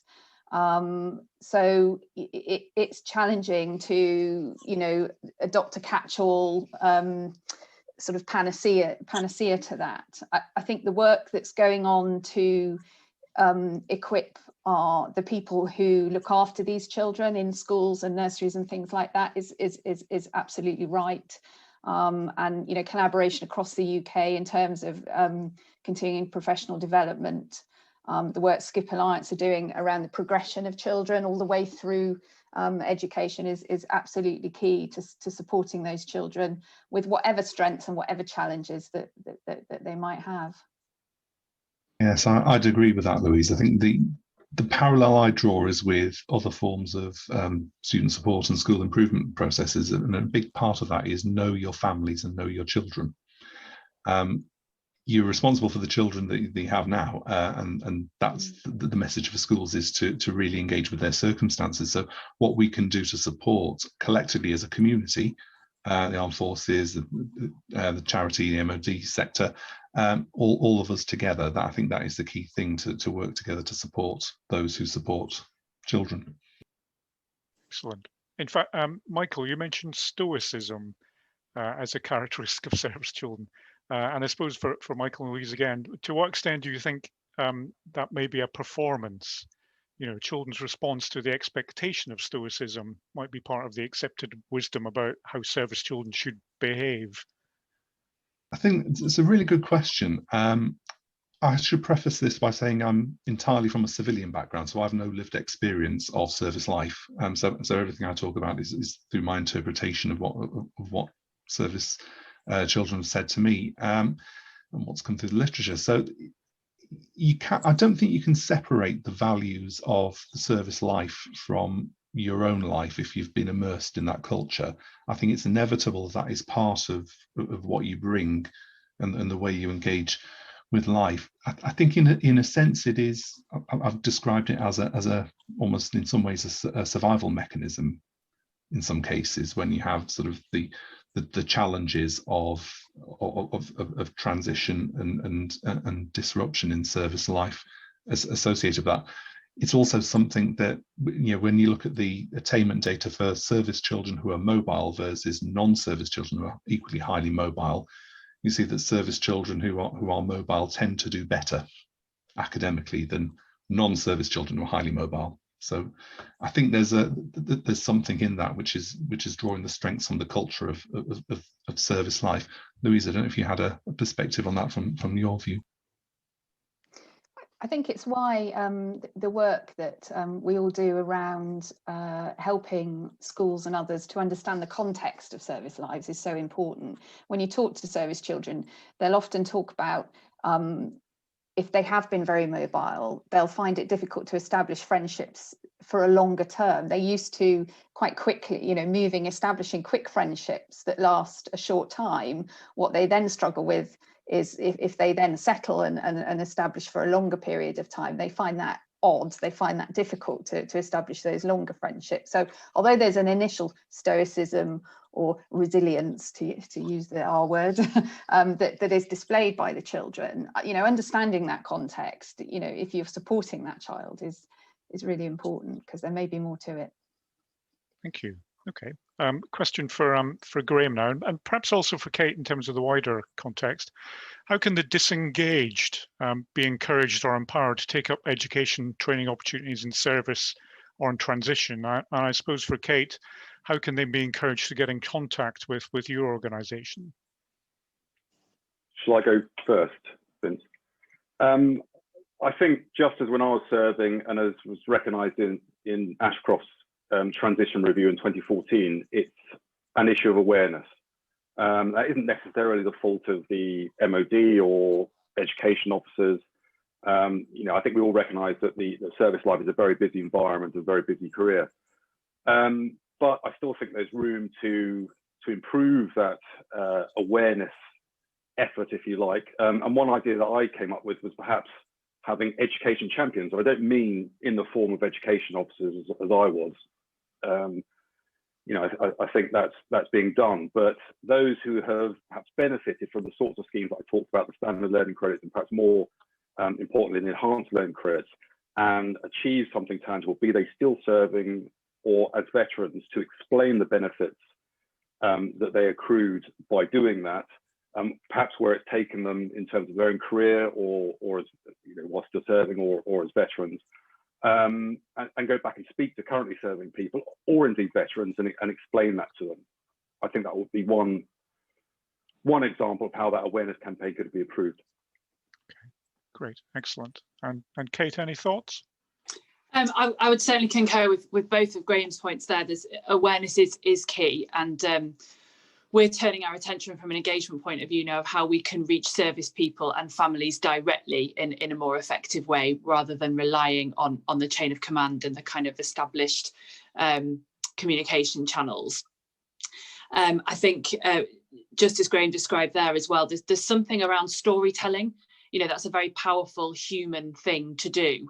And again, we're looking at ways that we can capture some of the stories of our clients and share those with prospective clients who may not even realise they're prospective clients, so that they can understand from those who've gone before them what it is that we offer and the benefit of that. And I think the other thing as well, which has begun to be addressed and will continually need to be addressed, is the stigma around asking for help. And we've seen this play out in all sorts of forms, particularly in the mental health arena more recently. But it was very deliberately that Defence Transition Services was set up as an organisation called Defence Transition Services, and we didn't extend the delivery of the Veterans Welfare Service.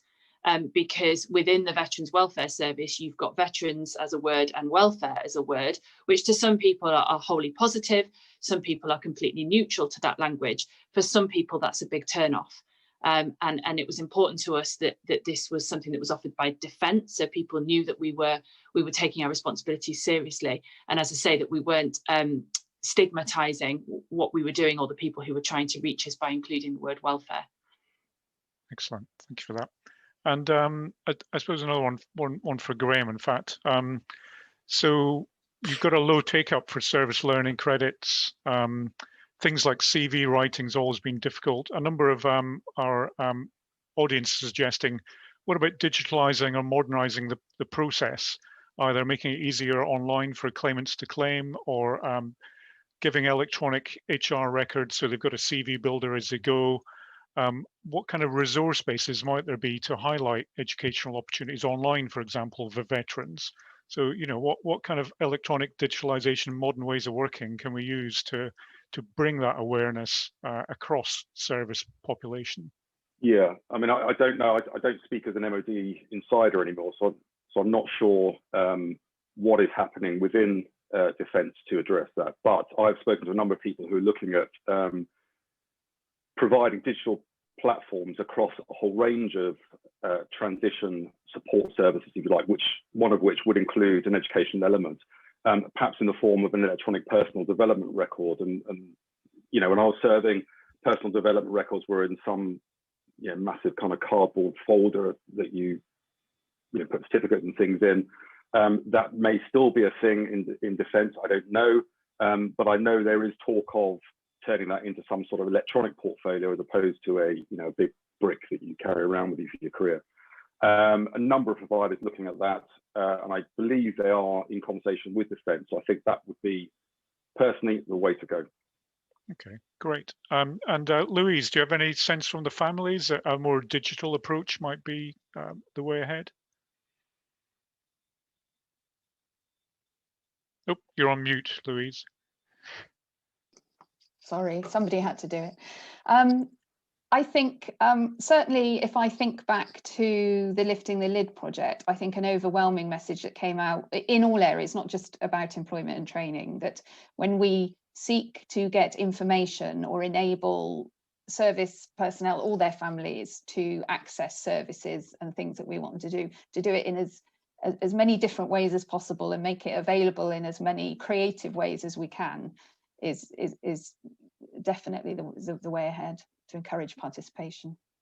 Great, thanks. And Michael, a similar kind of question really, in terms of, you talked about the data on service children across the piece and a lack of awareness of academic impacts, for example.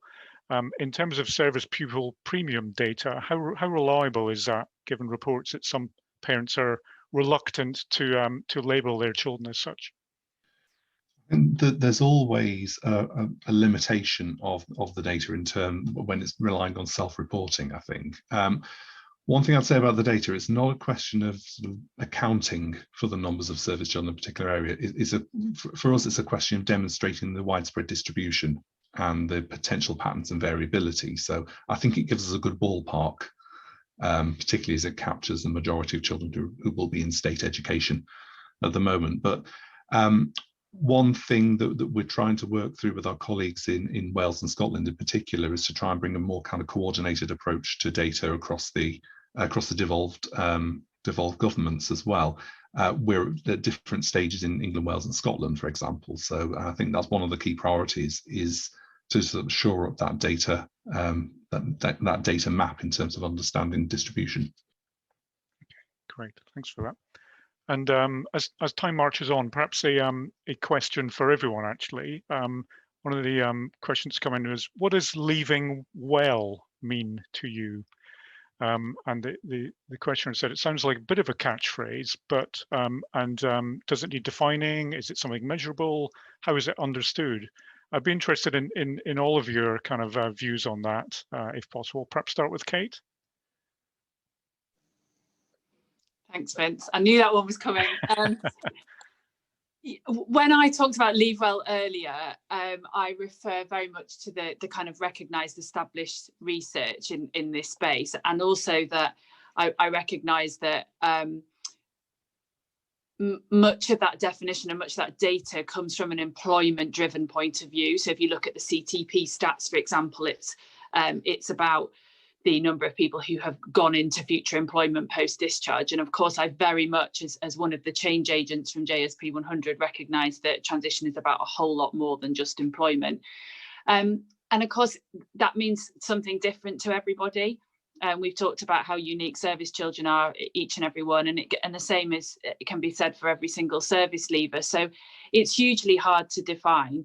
I think for me, my focus is on if an individual recognises that they are potentially facing challenges, or are indeed in the thick of challenges as they prepare to leave, that they know what's out there in terms of support and guidance, and they know how to access it. And that, as I said earlier, we remove some of that stigma around accessing it. I think what constitutes leaving well would vary person to person, and it's why we try to take a person-centred one-to-one approach to our client work. Excellent. Same question for Graham in terms of education and training. Yeah, I think well, Kate's point about the story and the individual's unique experience is absolutely paramount in my view. My experience of transition out of the armed forces is driven by that experience, by my own story and my unique experience. I, on paper, didn't transition well because I left on a medical discharge, so I wasn't very well. But more than that, on paper, I should have been prepared for transition in that, I was, an educated, in inverted commas, officer involved in delivering education and sort of resettlement support to service personnel. And I found it extremely difficult. So it wasn't just a case of not being physically or psychologically particularly well, but I found the emotional transition piece very difficult as well. That whole kind of, the armed forces is a career that requires and generates a huge sort of investment of your personal identity in it, and vice versa. And so when you're cut adrift, and Kate also talked about cliff edges, etc. In 2011 when I left, that glide slope wasn't quite as much of a slope as it was. I found it a great cliff edge, and so that emotional sort of being casting out of that family was really, really difficult. So I think it's a whole holistic transition policy JSP 100 has captured. It's the whole piece that needs to be taken into account. It's employment, which is crucial, identity, the emotional glide slope that needs to be attended, as well as all the other practical and health and psychological aspects as well. So I can't even remember what the question was, but I hope I've answered it. No, you've more than covered it, Graham. That's great. And the same final question to Louise and Michael, and particularly in terms of education of children and families in terms of leaving well. I suspect Michael and I will say a similar thing here, because I think we both alluded to it in our presentations. I think in terms of children specifically, I think the concept of leaving well has not really been looked at. It is an area for further research that I think both Michael and I referred to. So I think there's little data really as to how children experience transition, how they feel about it, and what any impact might be, if indeed there is any. Okay. I wouldn't add anything else to the others other than Kate and Graham said. Okay, Michael, final words from you. I concur entirely with the panel. Excellent. Okay, thank you for that response. Much appreciated. Lots more questions. Sadly, we're run out of time. We're moving to the break now. So thank the panelists. Great session. Well done. Really interesting stuff. Thank you very much. And thank you to you, Vince, for a superb piece of chairmanship there. It's not an easy job, as Ray mentioned at the very beginning. Thank you to Kate McCullough, Graham Cable, Michael Hall and Louise Briggs for starting that session, or the morning's sessions off. We now take a break of approximately 10 minutes. We'll be back at 10:45. The question and answer function won't be monitored during the next 10 minutes or so, but if all's well, we'll be back at 10:45. I'll see you then. Bye for now. Good morning once again to the second session of the Forces in Mind Trust Research Centre conference. I'm sure you found the coffee queue much shorter than your usual experience at conferences. If you're new to the conference this morning, you will know that your camera and microphones remain off. The Q&A function is, however, now being monitored, and as before, the questions will be collated and passed over to our chairs for the session. If you or we lose connectivity, please just rejoin using the same logons. As Air Vice Marshal Locke mentioned this morning, since we drew up our programme, we are aware that in the next session, there has been a call for a 1-minute silence to honour those that have died during the COVID pandemic. We have made the difficult decision, given the nature and the medium of the conference, that we will continue. Delegates are, of course, able to choose to respect that minute themselves, or, as has also been planned, to reflect at 8 p.m. this evening. We now turn to employment or even unemployment matters in the service leaver and or their families. To take us through this, we have as chair, Ren Kapur. In the employment field, Ren brings together corporate, government, and charity stakeholders. She founded the Ex-Forces Enterprise in 2013, which is the leading organisation in the UK for enterprise and startup skills for the military community. She is also a Lieutenant Colonel in the Army and was appointed MBE in 2016. Ren, over to you to introduce our speakers. Thank you very much indeed for that warm welcome, Professor Mike. It is a privilege to chair this panel, not just because the esteemed panelists or the subject of employment, but also because of the wider transition debate. I was reflecting over the conference over the weekend and why I find the subject of transition so fascinating. Well, because we are all transitioning at some point or another. Rolling back a decade earlier, before Ex-Forces Enterprise was launched, I was involved with as a shareholder and a working director with an organisation that helped teams of big corporates to improve performance. Our whole methodology was underpinned by sports performance, and one common analogy that I wanted to share was around some of the top performing athletes in his or her country beating worldwide records, and they move to compete in another country. But nothing has changed other than the environment and the people that are around them. But the performance has dropped, not necessarily by much, but enough to make the difference in winning or losing, or not coming top in the league. The realization that transition needs to be a holistic approach and possibly doesn't have a hard start or a hard stop.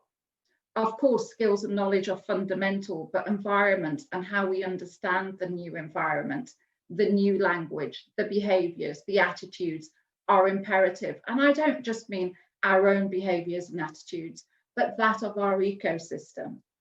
So our next session on employment looks at preparation, knowledge, skills, wraparound support, not just for the 14,000 service leavers, but for veterans and their families.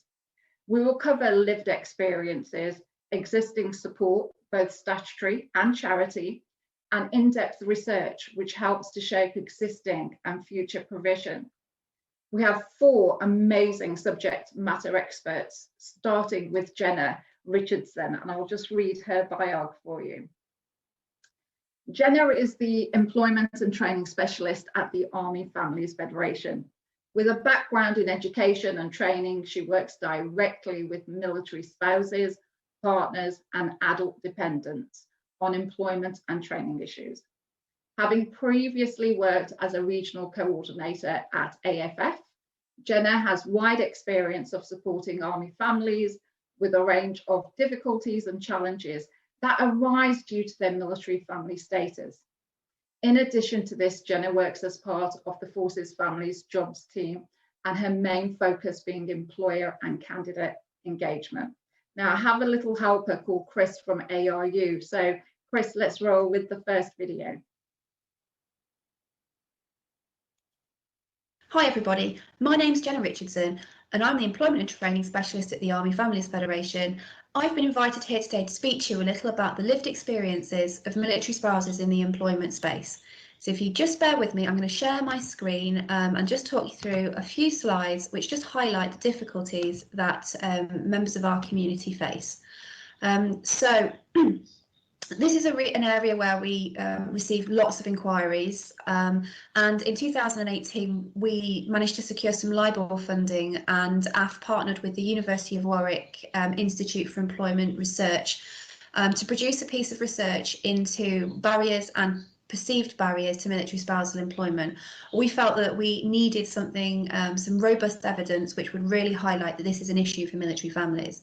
However, before I start to talk to you about the barriers, I think it's important to understand the spousal employment landscape as it stands today.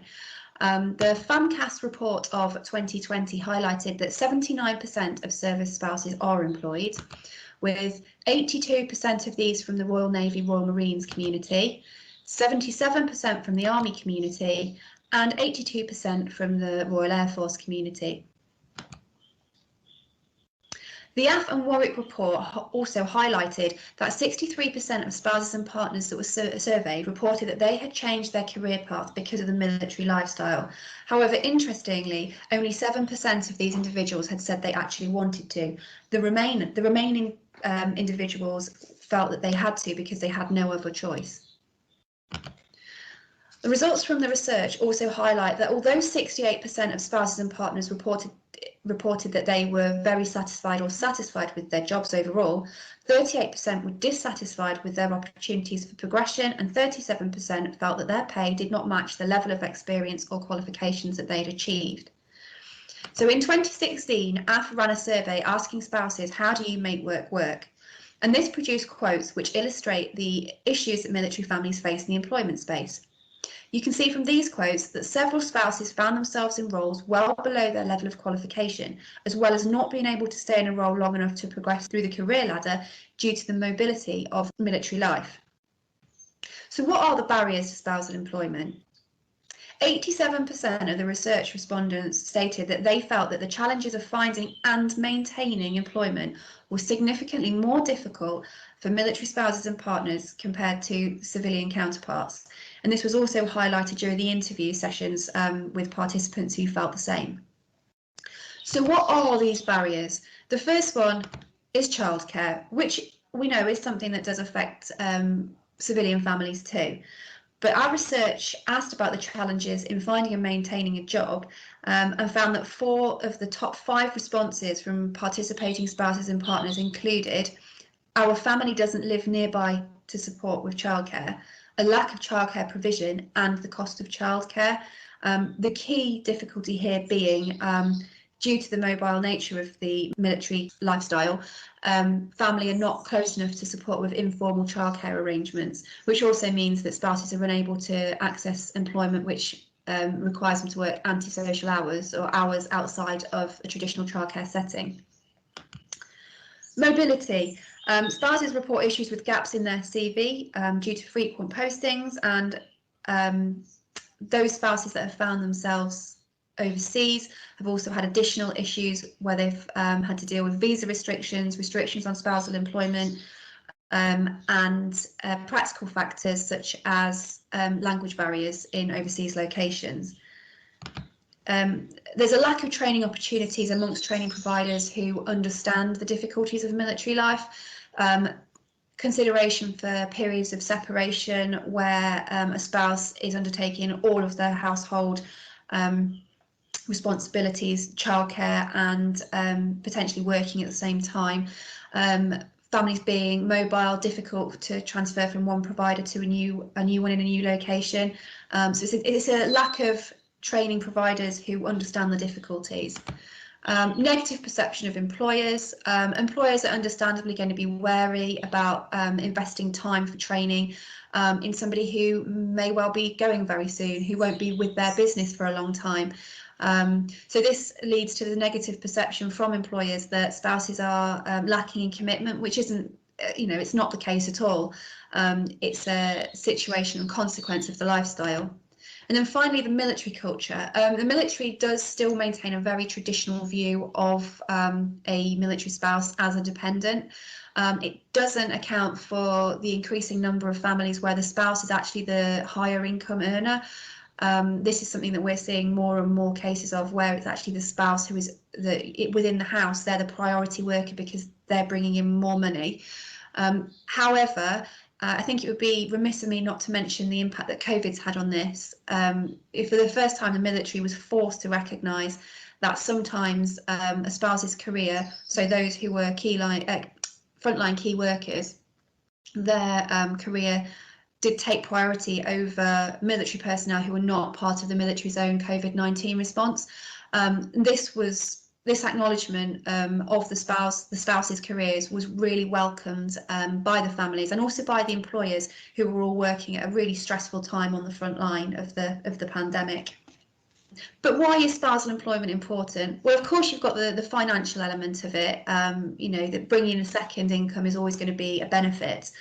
And particularly when you've got spouses, families who are due to start the transition process, it allows a family to responsibly plan for the transition. The cost of housing and other civilian, cost of civilian life. A second income is essential for families in this day and age, particularly as a serving person transitions out of the forces and may not be in employment for a period of time. This spousal employment will support a comfortable post the armed forces life. But in addition, moving from one position to another on postings, having to frequently re-establish yourself within a community can really take its toll on a spouse's confidence and self-esteem. So this then has potential to feed into difficulties with mental health and well-being, which is obviously something that we all want to avoid. But in addition, being part of the military community, whilst it does have some wonderful benefits, you can feel like you lose your identity. You're often directly tied to who your serving person is in terms of their rank or their role. I personally found this very difficult. Being referred to as, Mrs. Staff Sergeant Richardson was always a bit of a bone of contention for me. But employment will offer a spouse or a partner a chance to be themselves as an individual and not the wife or husband or partner of their serving person. It enables them to be a person in their own right again, which I think is something that we all deserve. So so that's just a very brief whistle-stop tour of some of the difficulties that spouses face in the employment arena. It's well documented that a serving person whose spouse or partner is already established and settled in a career or job that they're happy in is more likely to experience a smooth transition into civilian life. So I believe this is an area where if we can remove some of the disadvantages and barriers to military spouses developing their own careers and employment opportunities, then I think this would set us up for much more smooth and successful transitions, but also a higher level of retention within the armed forces. Thank you very much for your time. I look forward to any questions, and if you have any questions for me, I will be on the panel at the end of this session. Thank you very much. What a fantastic presentation from Jenna, and as she's mentioned, she will be on the panel debate to answer any questions. But I did take the liberty of just chatting with her prior to this event, or actually exchanging emails. And one of the things that she said, which was quite profound for me, was that this isn't a pity party, Ren. It is just practical support that is required so that the family for the individuals that are serving, and for when they are transitioning out, the foundations are already robust. So we'll hear a lot more from Jenna a bit later on.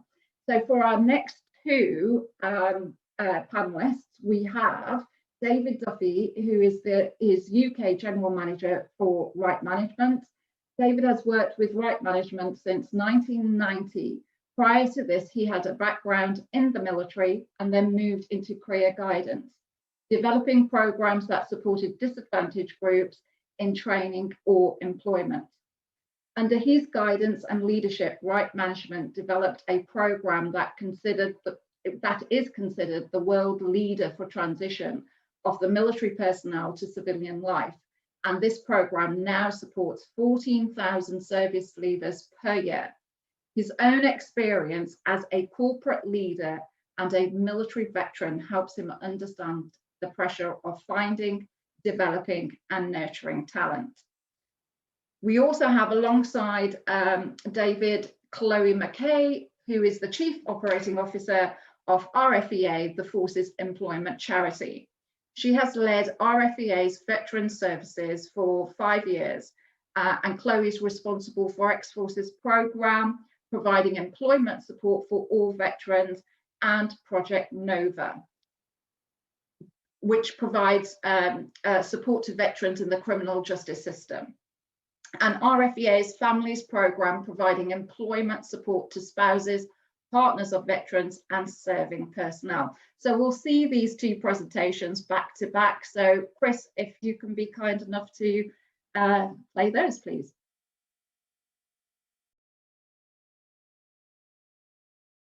Hello everyone, my name is David Duffy and I am the General Manager for Right Management in the UK and also the Contract Director for the Career Transition Partnership, or CTP as it is widely known.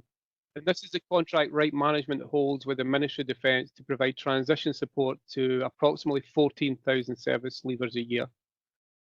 Firstly, I'd like to offer my thanks for the opportunity to come and speak to you today. If I may, I would like to take a few minutes to cover the support that is provided under the contract, and I'll then hand over to Chloe from the RFEA, who will talk about the employment support that exists beyond the parameters of the CTP, which is provision for up to 2 years post-discharge. The RFEA is also one of the organisations that Right Management contracts with under the CTP contract to provide specific services under the umbrella of the CTP. Now, service leavers under the contract are eligible for support as outlined in JSP 534. In essence, the CTP support can be broken down into 3 main elements: transition, vocational training, and then employment. Starting with transition, the majority of service leavers will access one of the 9 regional resettlement centres from which the CTP has a large network of career specialists, and their role is to support the individuals with the transition to civilian life. And they do this via a range of face-to-face interventions, workshops, both physical and virtual. Given the last year, then we have moved nearly all of our support into that virtual side of it. But as we emerge from the pandemic, we will move into more of a menu-driven support with both physical and virtual workshops. And this is where service leavers are helped to identify their own strengths and transferable skills. CTP Assist offers a range of vocational opportunities for those who are likely to be medically discharged from the armed forces, and at that point they're ready to engage in the resettlement. It offers specialist extra support to those who face the greatest barriers to employment. Now, this can take a variety of forms such as familiarisation visits, coaching, mentoring, training, and recovery placements, or probably known more commonly as work attachments, and as well as direct routes into employment. For those who served less than 4 years, they are grouped as early service leavers. Now, previously research showed that early service leavers were generally at a disadvantage in the labour market and often did not know how to access the support that was available to them on leaving. For many within this group, they've never held a civilian role, so approaching the workplace can be especially challenging, particularly in today's competitive job market. Under the contract, we have a programme delivered by the RFEA under the heading of Future Horizons. and this tailors its support towards the needs of this cohort. With relation to training, for those service leavers entitled to the full resettlement programme, there's a range of funding options and also guidance in selecting appropriate training. Under the CTP, there is access to a range of high quality courses, and the focus of the CTP training programme is to look at how individuals can transfer existing skills to a recognisable civilian qualification or potentially learn new skills, and again run in parallel through the provision of qualifications that are recognised by employers. Now, it has to be said that finding that next job is not the aim for all service leavers. And we also look to provide support for those who are looking to retire and also those who are looking potentially to move into self-employment. And in this area, we have support provided by Ren and our excellent team at Ex-Forces. Now, I mentioned that Chloe will talk about employment support that is provided outside the contract, and I'm sure she'll touch also on the support that's provided under the contract. But just to add to this, employer engagement is a cornerstone of the support we provide. Raising awareness amongst employers of the transferable skills service leavers bring to the job market is critical. And to support this, DRM help us through their work with employers who've signed up to the covenant.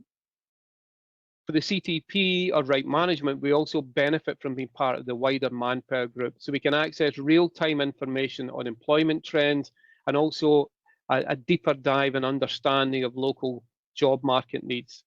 Now, this helps us in identifying skill shortages with major national employers, and then to work with them on their approach to integrating military talent into their workforce planning.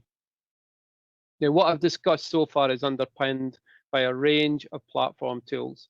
Our website is integral to all aspects of CTP delivery, and communication as well, that's a focal point that we use to reach the service leavers.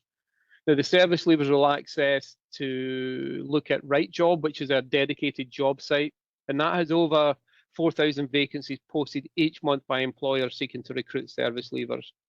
Also, My Plan, which is the personalised area of the CTP website, and it enables the service leavers to track their own resettlement.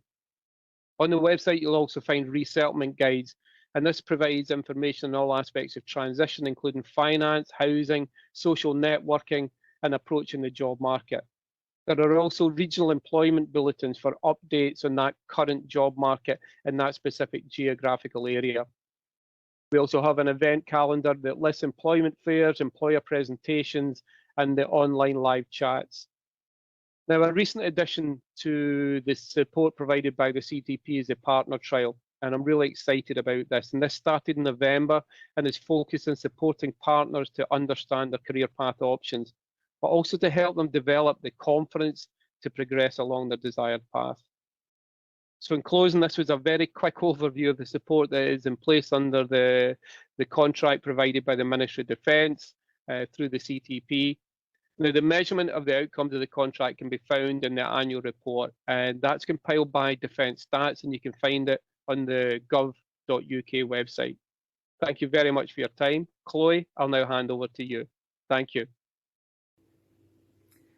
My name is Chloe Mackay, and I'm the Chief Operating Officer of RFEA, the Forces Employment Charity. I'm here to talk about the support that is available for veterans to ensure that they can successfully access employment. Employment support is particularly crucial at this point, as the unemployment rate is rising and there is a rapid shrinkage of jobs in some sectors, such as retail and hospitality. However, there are still job vacancies, and some sectors have grown through COVID, with tech, logistics, and healthcare all recruiting strongly. The starting point for veterans facing unemployment is RFEA. RFEA provides support to all veterans, regardless of rank, as well as operating a UK-wide families programme. I will then talk about the organisations who provide specialist support for types of employment and for distinct cohorts of veterans. RFEA delivers part of CTP provision, which has been outlined by David. The support starts up to 2 years before discharge and ends 2 years after. RFEA operates the Future Horizons programme, which supports young people between 18 and 24, and CTP Assist, which supports wounded and injured service leavers. We manage the UK-wide network of employer relationship managers. In 2020, this team worked with over 8,000 employers, and we were able to publicise 65,000 job vacancies. Our UK-wide employment programme provides support for veterans throughout their lives, and we're grateful for our relationship with CTP enabling us to open up these job vacancies for all veterans. Our support includes a needs assessment to understand barriers to employment and put in place support for those wider needs from other military charities and statutory organisations. We provide advice to veterans about their local employment markets so that they know which jobs fit with their skills and attributes. We support veterans to develop their CV and help them prepare for interviews. As well as our core employment programme, we operate Project Nova for veterans in the criminal justice system, a network of specialist vocational advisors to support those who are further from employment, a military women programme for female veterans, and RFEA's family programme for military partners and spouses. We also operate the Forces for London programme in partnership with the Mayor of London, and 56% of the veterans on that programme are from BAME backgrounds. Last but not least, we have a Gurkha employment advisor who is himself a Gurkha. Across RFEA's programmes, we supported 19,000 service leavers, veterans and families last year. If you would like to read a copy of our impact report, please search for www.rfea.org.uk/impact. Moving to wider provision, there is extensive support for veterans and it is well organised and well linked up through the COBSIO employment cluster. I want to run through a map of the available support to demonstrate the strength and depth of what is there within the military charity sector. First of all, there are organisations who specialise in type of employment. There are those with an industry sector focus, Mission Motorsport, Build Force, RFEA Tech Vets, and High Ground focused on the rural sector. There are organisations focused on supporting veterans into self-employment, Ex-Forces Social Enterprise and Heropreneurs. There are organisations who deliver training, Building Heroes and RBLI LifeWorks, and there are organisations who support veterans to build their motivation and confidence, the Warrior Programme, Future for Heroes, and Supporting Wounded Veterans. Then there are organisations who specialise by cohort of veterans, the Officers Association and OA Scotland, Poppy Factory providing support to disabled veterans, Walking with the Wounded providing support to vulnerable veterans, White Ensign supporting the Royal Navy, the Royal Marines Charity, Recruit for Spouses Social Enterprise, and Forces Families Jobs, which is operated by the Families Federations for partners and spouses of serving personnel. There are specialists by geography as well.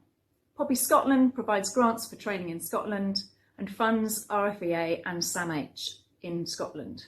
SAMH provides employability support for those with mental health issues. And Finkel College, which provides employment support in the North East. Finally, it's worth mentioning commercial recruiters. There are a number of commercial recruiters who are ex-forces specialists. Their business model is that they are funded by the fees paid by employers on successful recruitment. This means they are useful for some, but they are less suitable for those who aren't experts at employment markets, don't already have a strong CV, and don't already have a polished interview technique. Thank you for listening to this overview of employment support. The support is particularly crucial during and following the COVID pandemic.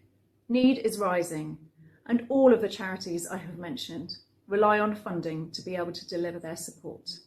Thank you. Fantastic. What a jam-packed 14 minutes from David and from Chloe. I just wanted to pull out a few threads before we go to the next presenter and panel with Matt. And from David's point of view, I mean, there was a lot of information that David put in there, but it does also, having worked quite closely with actually all the panelists in one way or another, it's about making sure that the employers also understand those transferable skills, because ultimately they are the end point. So I think emphasising on that in David's presentation was fantastic. And not least with Chloe. And Chloe, well done for getting all of those stakeholders named as well, because it is about collaboration. And collaboration is so hard to achieve. I'm sure Chloe will talk a little bit more about that as well. So finally, we have our last but not least panelist, who is Matt Fossey from Anglia Ruskin University. Matt Fossey is the Associate Professor and Director, Veterans Families Institute, ARU, Anglia Ruskin University. Matt Fossey has researched and written widely on the health and veterans issues. He has a background in national health policy and service delivery. He is particularly interested in demonstrating research impact, development of content and teaching for MSc in military, veterans and families studies.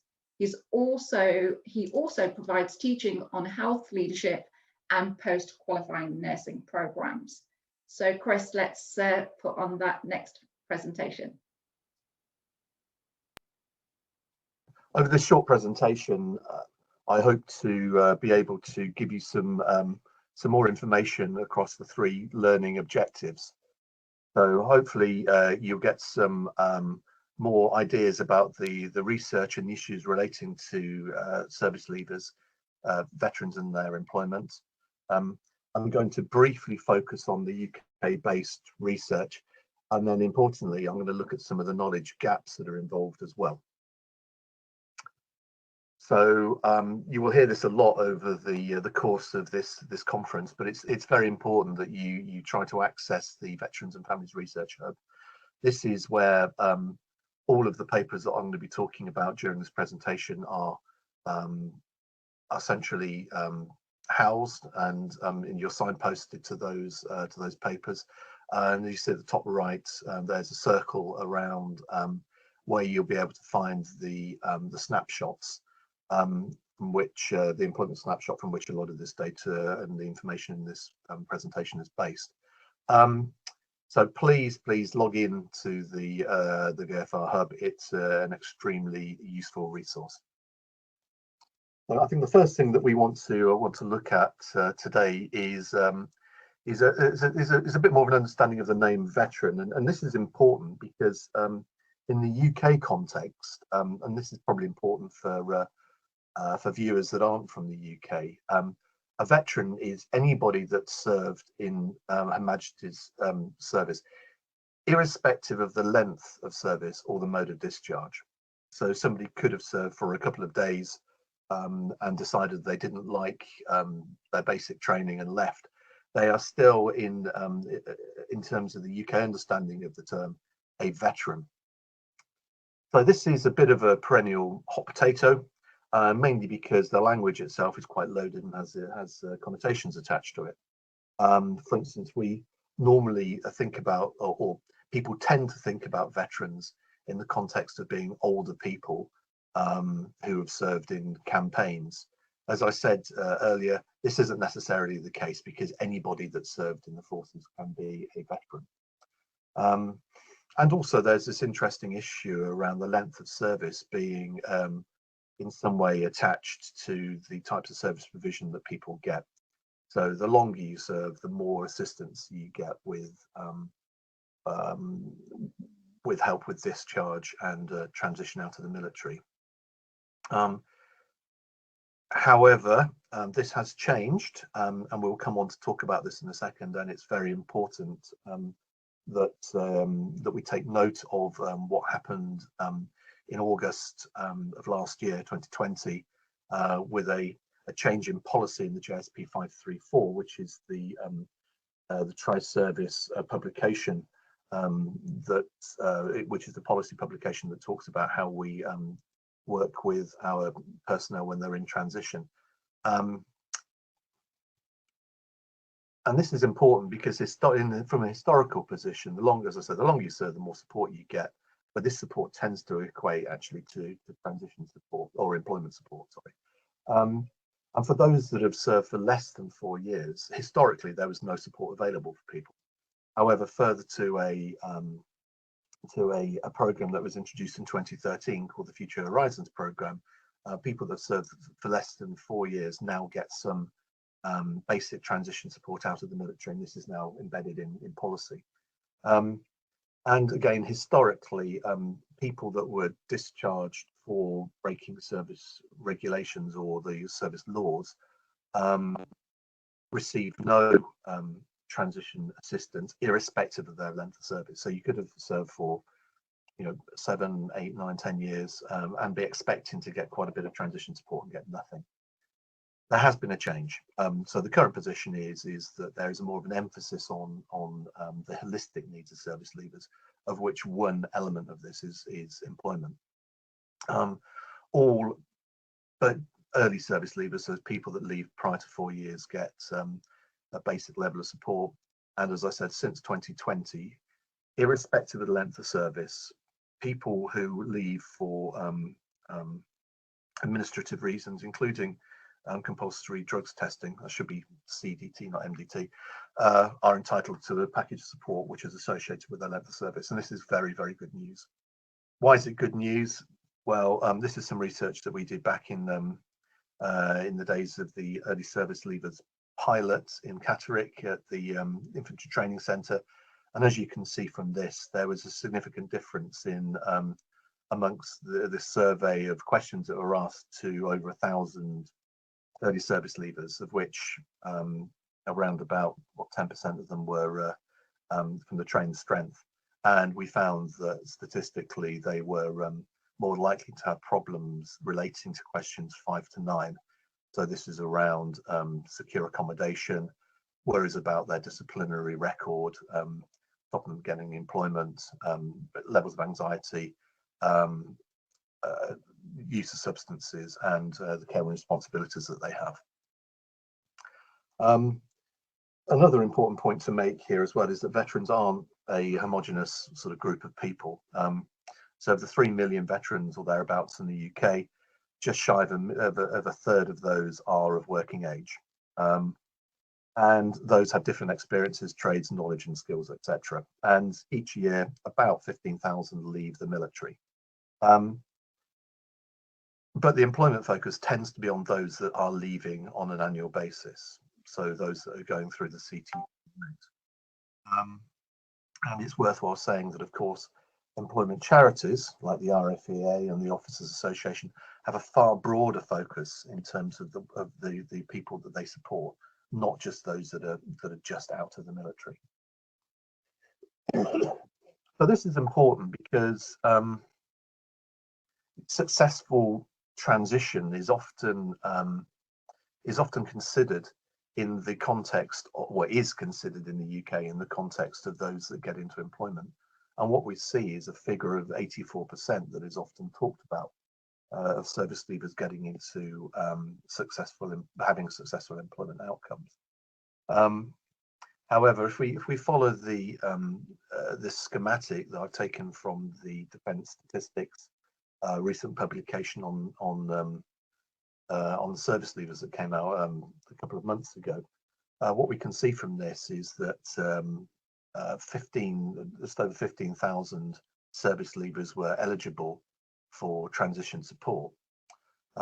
However, if you follow down the schematic, you will see that at each point people either drop out, they don't use billable services for CTP, so they're not included in the data, their outcomes aren't known.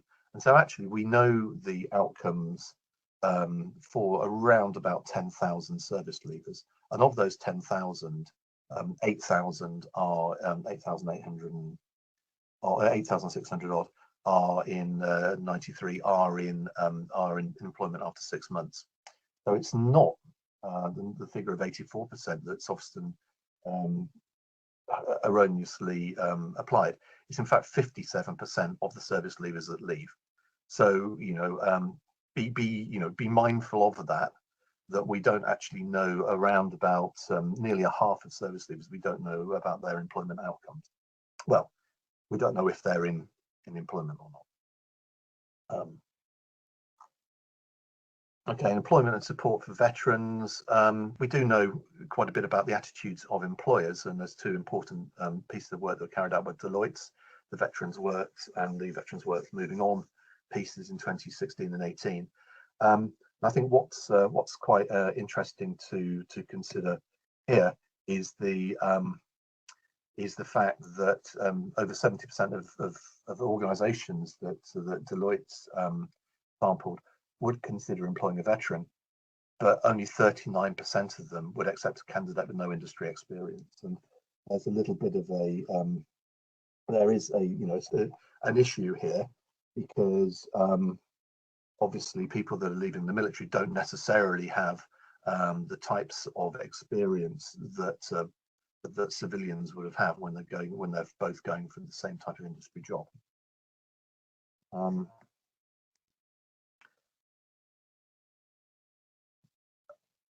All right, so next slide. Veterans. So by and large, there's good employment outcomes of veterans, higher employment rates than the general population, but the outcomes, they differ by rank, branch, gender, ethnicity, and age, etc. And female veterans and older veterans may need additional support. This is what the evidence is telling us, and this is work carried out by colleagues from Hull and colleagues from Cranfield have found these interesting findings. And we also know that early service leavers, as discussed earlier on, are particularly vulnerable.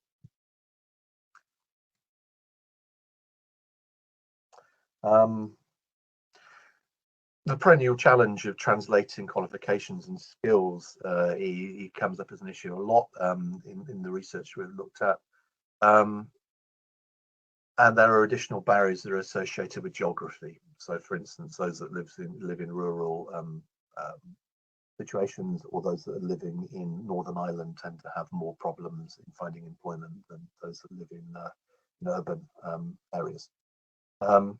And as we know from the results of the work of Lord Ashcroft, etc., there is still a negative perceptions and stereotypes that are held by general population and employers that may have an impact on recruitment.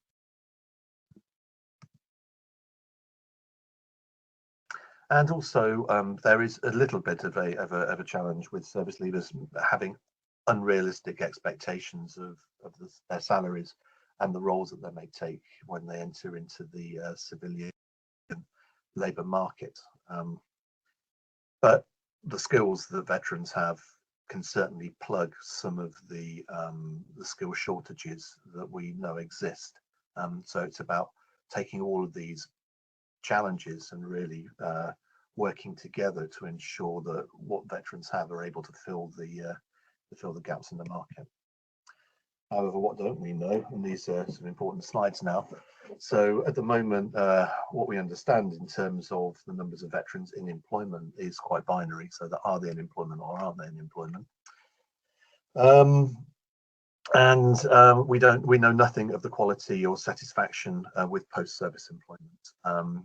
So work has been undertaken by colleagues in the US, particularly Dawn Vogt from Boston, the University of Boston, and the Department of Veteran Affairs. She has carried out work on the development of a wellbeing inventory, and one of the components within that is actually looking at the satisfaction and quality of employment. And we're suggesting that this could be used more broadly within the UK for us to get a better view of veterans' employment. We really have no idea about longer term outcomes for veterans' employment as well. The CTP data that they gather is follows up for a couple of years post-service. However, beyond that, and that is the majority of veterans, if you look at the numbers that leave the forces and those that live in the community, we really don't have a broad understanding. However, as I mentioned earlier, service charities do collect and work with veterans post the 2 years. But we're not sure if this data can be used to actually get a broader understanding of the needs. most of the work tends to focus on what hasn't worked particularly well. So there's a good opportunity here to do some positive inquiry to find out, what types of employment support work the best. And I think that the MOD are missing a trick in terms of not really having a systematic way of collecting exit interviews and analysing exit interviews for their staff. It tends to be based very much on a tick box questionnaire, but if they were to conduct more qualitative interviews and really drill down on, get some rich data, they should get a better understanding of what the challenges are. And also, we know very little about specific trades, and we do know that there are challenges with people particularly leaving technical trades, so we don't really understand what the pulls are and what the pushes are for people leaving them. So finally, and it's just to remind you that the resources are available where you can look in far more detail at this at the papers I just talked about. I haven't necessarily cited authors here, but what you will find is if you look at the employment snapshot that's been developed by my colleague Graham Cable and colleagues, you will find that the references to all of these papers are in there. So I really recommend you logging on to the VFR hub and looking at those papers. So thank you very much indeed. If you want to get hold of me and ask any further questions, my email address is here. Okay, thank you. Another fantastic presentation and absolutely jam-packed with stats, and I'm really pleased that that's going to be available for everybody a bit later on. It shouldn't surprise us that it's jam-packed with facts, because it is Matt Fossey after all. Right, so what I'd like to do is just get all the panelists back, if I may, and we can start the panel debate. We've got some good timing, and we should have at least 20 minutes, if not 25 minutes, for the Q&A. So I'd like to just, I've got a little helper behind the scenes supporting our Q&A. So do we have Chloe and David? Yeah. Can you hear me, Ren? I can hear you. I can't see you, but I can hear you. My camera was working before. It doesn't appear to be working now for some reason. I don't know why. Okay, but we can hear you. If you do manage to get that fixed, that would be fantastic. We can see Chloe though, so we're good to go. And thank you so much. I just wanted to say something which came out thick and fast. Tracy mentioned it. Tracy Byron, Alistair Halliday mentioned it, and it was all around the collaboration. And collaboration is not easy. So thank you very much for picking up that thread across the presentations, but in particular, Chloe. So I'm going to kick off with one of the questions that's come through, and I've also got Tom from ARU emailing me questions as well. But I'm going to kick off with Jenna, if you don't mind. Okay. So Jenna, do you think that CTP entitlement should be transferable between the service person and spouse, brackets, close, open bracket, close bracket, not just wounded, injured and sick? I think it definitely would be something that would be beneficial to spouses. I'm very much of the school of thought that as much provision and support that we can put in place is, it's not to be sniffed at. But I also very much believe that we're in a position where we should be giving particularly spouses and partners the choice. I don't think it can be a one-size-fits-all situation, and I think it's very much a case of giving them the options and allowing them to choose something that fits their specific needs and which best suits their circumstances. Okay, well, Jenna, it's not a new one, is it? We have heard this being mentioned before, and I know that potentially it's been also mentioned at Chief of Defence people level as well. So have you guys tried to lobby that? Whereabouts are you on that agenda?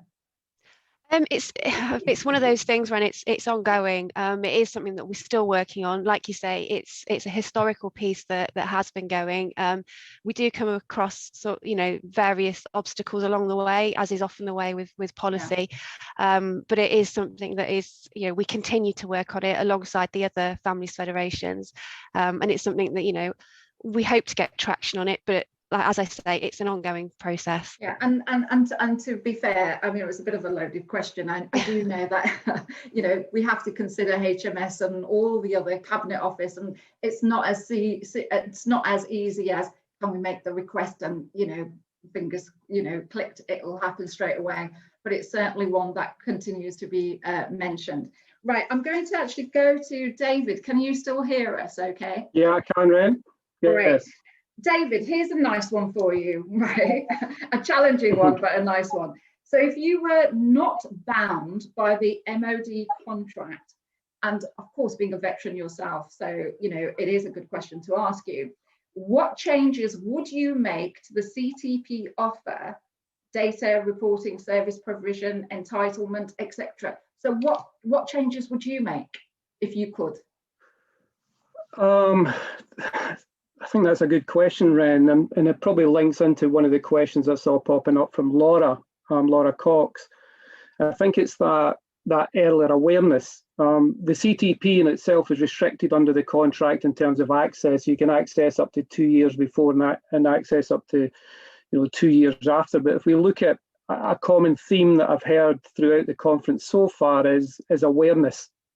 And how do you build that awareness? How do you build that understanding of your transferable skills? How do you build that awareness of what transition is about? And I think we still have although the CTP has been in place for 20 years, I think we still have a culture of resettlement and transition is something that people think about in the last, with a year to go or 2 years to go. Yeah. Whereas actually, if we're going to talk about lifelong learning, then it should be something that runs as a common theme throughout an individual's career of how do they prepare, how do they understand the qualifications that they're undertaking, how does that transfer across? So even in one of the presentations before the break, when we talk about enhanced learning credits and how people use their money, we find that people bundle their money into this last moment, the last 6 months. So they undertake their qualifications then, whereas if we think about a return on investment, if you were able to access that funding earlier in your career coming through, then you're able to probably access the qualification and then develop the learning that goes with the qualification. So when you're facing an employer, you're talking about how you've used a Lean Six Sigma, an APMP qualification, whatever it is. You then, in today's world, when you're faced with far more competence-based interview, you're able to then give a scenario of how you've used that qualification. So I think that there still is that potential fear that you talk about leaving, so therefore how will you be viewed? So to take Laura's point, I think it was a really, a great point that she asked was, if I had a magic wand and I looked at it, it would be how do you open up the transition into a wider window? How do you take it away from being this linear approach that it comes at the end of somebody's career, where actually through proper career conversations, career pulse checks, you're able to understand where individuals are in their mindset and able to help and develop them and steer them there. And I think as well that would stop. And one of I noticed on the chat, and one of the questions about people undertaking training that may not be suitable.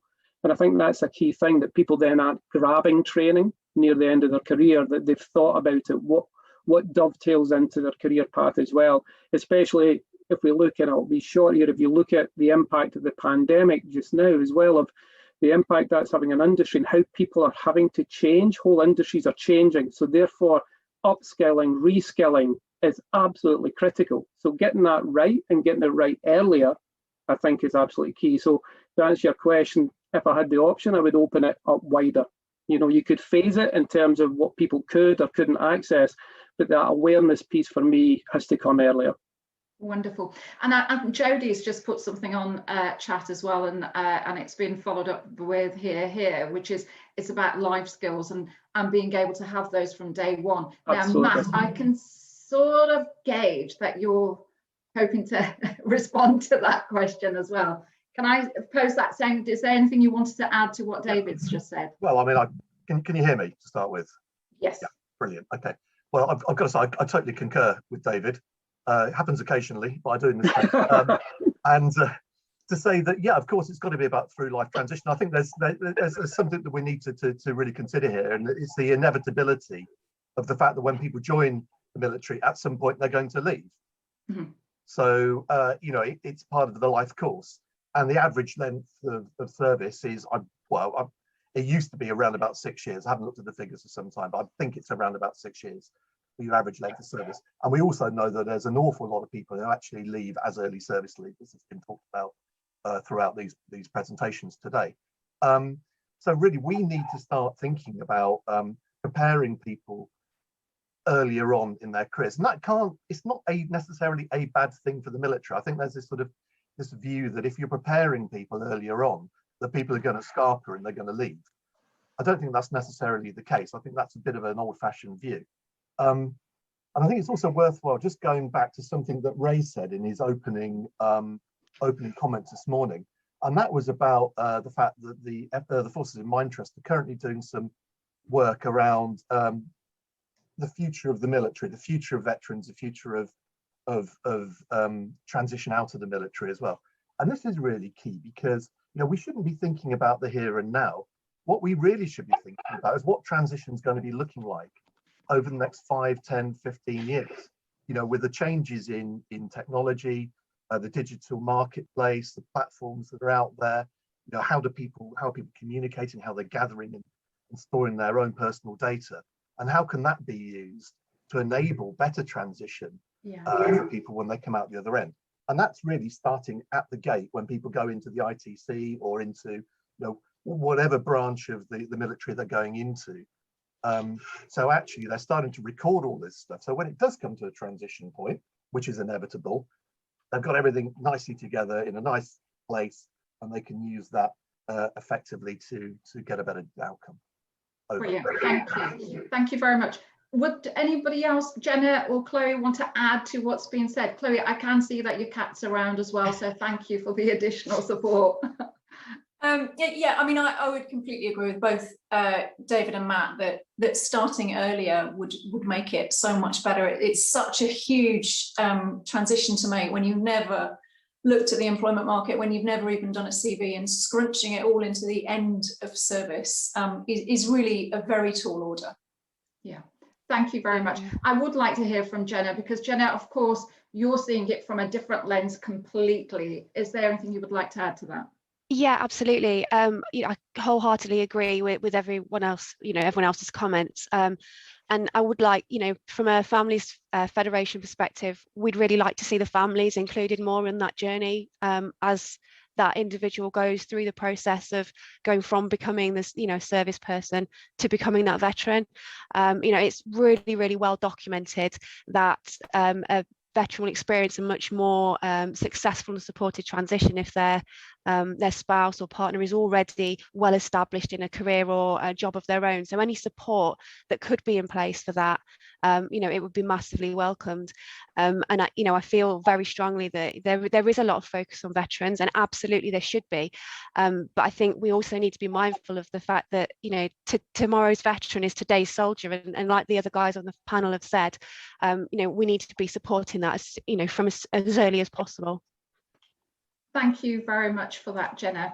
Right, I'm going to go to the next question, and it's another really interesting one. This one's for you, Chloe, and I'm sure the rest of the panelists will want to have an opinion or not. Should the core employment charities merge to provide a more coherent network/offer? Wow, that's a loaded one. So that is an interesting question, and I think it's a question, you know, really across the whole charity sector. There are a lot of charities, and they all do provide support for people, and they all do slightly different things. So I think one of the things to look at when we think about the number of employment charities is all of those charities add up to meeting the need that is out there.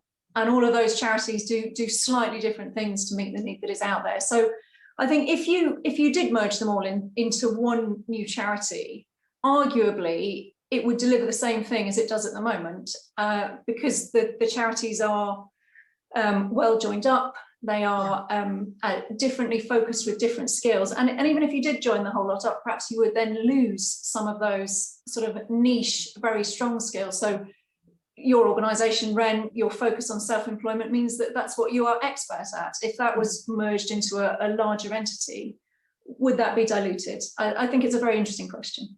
It is a very interesting question, and of course, you know, it's also about choice and being able to have choice. There's two ends to this argument, isn't there? Too much choice can that sometimes, you know, make the market saturated. Not enough choice, you don't have the competitive edge the same. So I think competition is good as well. But would anybody else like to answer and have any thoughts on that question? Matt. Go on. Well, it's quite a loaded sort of. It's quite political, really. Was it me? No, I'm sure it wasn't you. You probably put your flavour onto it somewhere. But it's no, it's a challenging one. I think I think Chloe's right. I mean, for the different organisations, there's offer different, you know, provide different types of services, and I think it would be probably folly to lump them all together into one broad organisation, a bit like all service charities. And I think you would dilute the quality of what they provide too much. However, there might be some organisations that could neatly fit together. But I think in general, there are some that are quite specialists that probably need to sit apart, and some of them maybe would provide.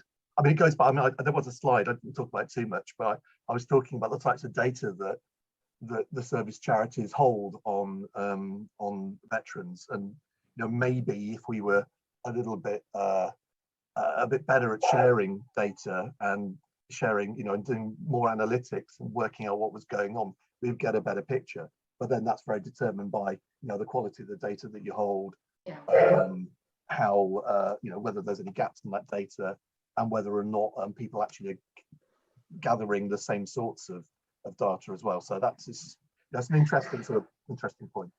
Wonderful. And of course, Laura's just put in the chat of what can I say, Scotland is awesome. But Jenna, you know, you've you guys with AFF and the RAF Families Federation and the Navy Families Federation, you've actually done a little bit of that. And from the outside, it looks amazing. It's coherent. It's a team. What was the reality of actually getting together with the other two? To be completely honest with you, Ren, I wasn't involved in the initial legwork of Forces Families Jobs, so you know, I can't really comment on how, you know, the startup and the process we went to get there. But I joined the team getting on for a year ago now, and it's grown. It's gone from strength to strength. You know, I work very closely with the Naval Families Federation and the RAF Families Federation, and you know, every opportunity we're pushing out the Forces Families Jobs message.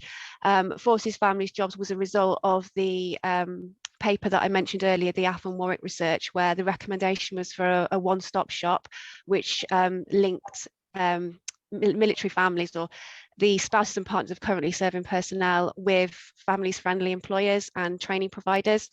And it's grown so much in the last sort of 6 months particularly. We've just reached over 5,000 vacancies on there. We've got 3,500 candidates actively job seeking. So it's interesting that the comments about potentially bringing all the organisations together, because we offer choice, and that's really, you know, that's really key to our message. Brilliant. Thank you, Jenna, for sharing that. David, I'm not going to come to you on that one because we're going to run out of time, and I've got another killer question, but this one for Matt. So what is the most important piece of employment research not done yet? What are the barriers to getting it done, Matt? Well, I think I sort of mentioned it in my slide pack, and I think it's really about understanding the quality of the employment outcomes for service leavers, so and spouses as well, not just service leavers, but you know, in general. But it's really about not looking at things in a binary way and saying in job, not in job. It's saying, you know, are people underemployed? Are they using their skills? Are people happy in the work that they're doing when they leave the military? Because unless we do that, then we don't get a very rounded picture of what the employment situation looks like. What are the barriers to doing that? well, this is probably where Dave Duffy needs to sort of step in, really. I suppose a bit of this really is around how we collect data post discharge and through the whole of the discharge, through the transition process as well. And if for those that are sort of familiar with JSP 100, there's a real sort of move within that actually to begin looking at the holistic sort of well-being of service leavers. So there are big opportunities in there to actually collect that data. But again, just to say that we have to do that in a systematic way, which means that whatever's collected in service is collected across transition, that's then collected, you know, in the post-transition piece as well. So really, you know, is part of maybe some sort of future contracts that the MOD might want to look at.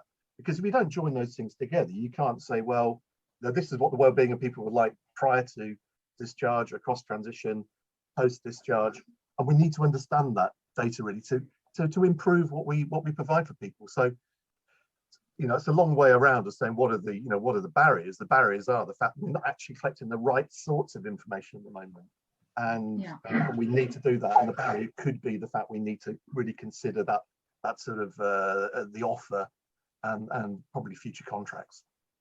Well, do you know what? It's been a common thread throughout this morning, which is, you know, consolidating the data, understanding the data, and also looking at distance travelled. Now, I worked with very closely with a charity, and the measures weren't just about what is that binary measure right at the end, but actually people are going through their journey at different rates, at different levels, and different expectations. The other one I just want to plug, and know that Ray mentioned it before as well, is Lifting Your Sights report. I think that is going to be a fantastic report that can add so much value to this debate.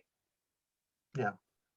Right, David, I'm going to just ask you if you want to add to that, please. Absolutely. And I would agree with Matt. If we look at the data that's presented now, and I looked at some of the questions coming up in the chat as well around the outcomes, how is the CTP measured, etc. It is measured, you know, contractually in terms of number of service leavers who are in employment or their outcomes at the 6-month point. It's also measured around KPIs about the level of satisfaction with the service.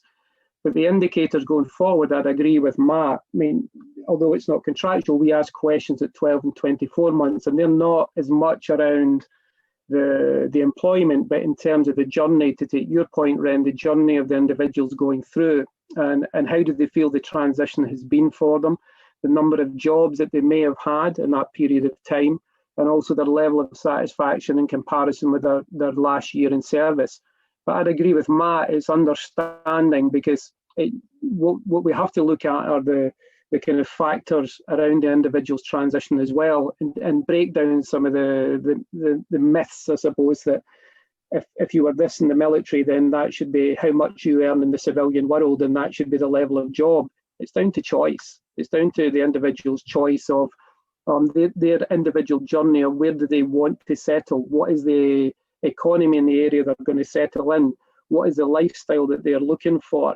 And one of the questions, again, that we ask at the 12 and 24 months is around their life balance. And to pick up the point that Jenna mentioned earlier on as well, and I heard about the transition and the impact on families. For a lot of people, they have better life balance because they have more time with their families. So therefore, the transition feels better for them. But we focus heavily around the job piece. And I think I'd agree with Matt, we need to expand that beyond about the job of the level of satisfaction. And I think the area that's probably missing when we look at the research that's out there is, what do we norm this against? What are the groups we're measuring this against? The service leaver is a defined cohort, so it's easy to track it to, but you're measuring this against what in society?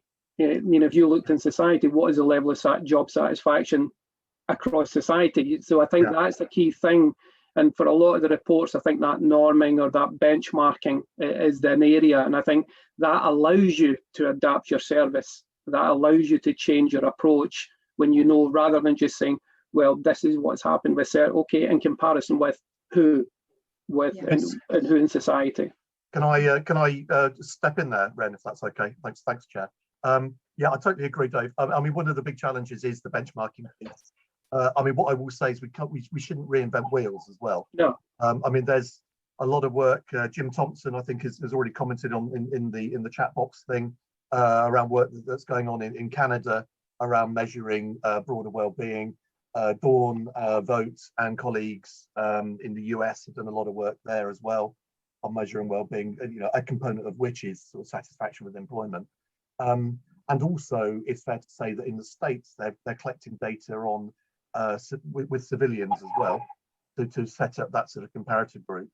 And in the UK, we've just started gathering data, albeit on quite a relatively small scale compared to the US, but with university staff and students, just to use the same sort of metrics they're using in the States and we're using with some of the organisations that are funded by the Armed Forces Covenant Trust as well, so that eventually we will be able to say answer the so what question of, you know, this population versus somebody else, and you know, then the question is how do you match them, and what characteristics do you do to say they look similar to veterans, and that's the tough one, because you know, a lot of people that are coming out of the service, there isn't really another population that you can very neatly say that they look similar to, but you can do sort of best guesses and for that. Thank you both, David and Ray, Matt. can I just add one thing? And this is probably it's not around the research, but one of the areas I mentioned in my presentation was around the partner trial. And what I find heartening is that the MOD, the previous trial that they looked at, focused so heavily just about employment, and it was about employment outcomes for partners, where this one, it's more about the journey. And to pick up some of the points that Jenna made, when I looked at it, it resonated with me, because what we're finding is it's not the skills, highly skilled individuals within the cohort, it's about confidence. And when we benchmark that against individuals we work on other programs with, if I put my right management hat on, their levels of confidence are significantly lower. So this was a key area. And I think that's where, to echo what Matt's saying, where research can help. It's not just about how do I get you a job, it's about the journey. Right. Yep. Okay, so we have run out of time for more questions. I've got some other killer questions on that have been emailed to me, but we're going to have to address those post-event, because I think you would want to answer them. But I just wanted to add, just on this debate as well, there's been a lot of chats as well previous to this panel debate about whether we should be supporting way beyond the provision that's already there for CTP, but we do that, Chloe, don't we, already? And I think it goes back to that distance travel, the journey, and it's not a hard start and it's not a hard stop. But, you know, just to wind that piece of the panel debate, there's just a couple of things I'd like to sort of mention. One of them, my favorite one, which is, and I know I'm going to go back to it, it's the whole is greater than the sum of its parts.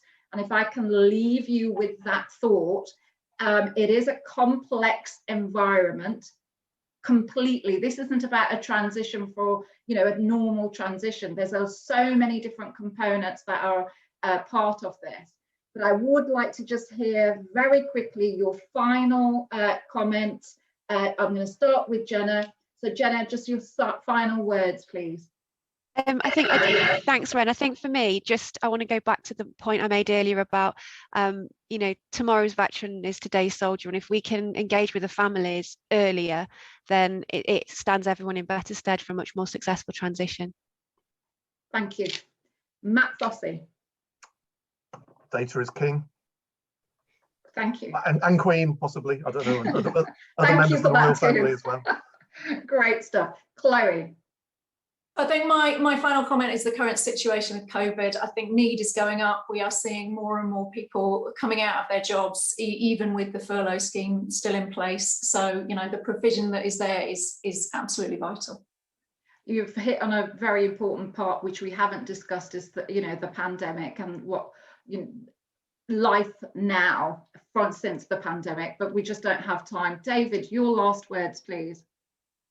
I would just echo what Jenna said. It has to be a holistic approach to transition, not just the service leaver, but the families as well, the unit going through. Thank you.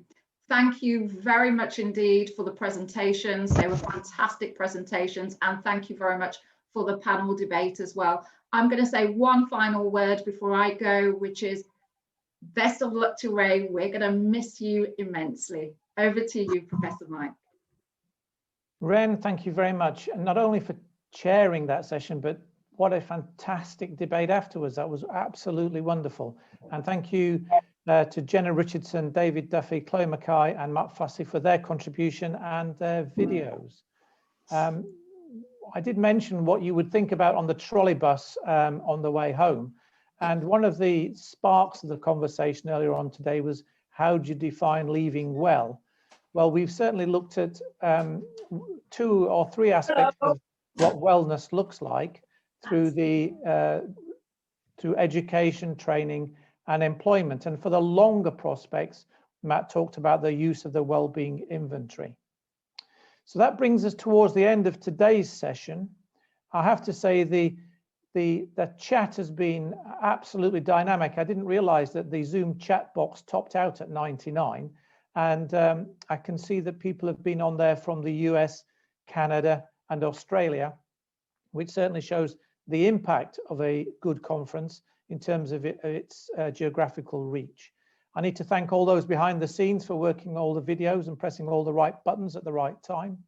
And importantly, thanking you as participants for attending today. Our second morning obviously starts tomorrow at 10 o'clock, and I hope to see you all then. Goodbye and thank you.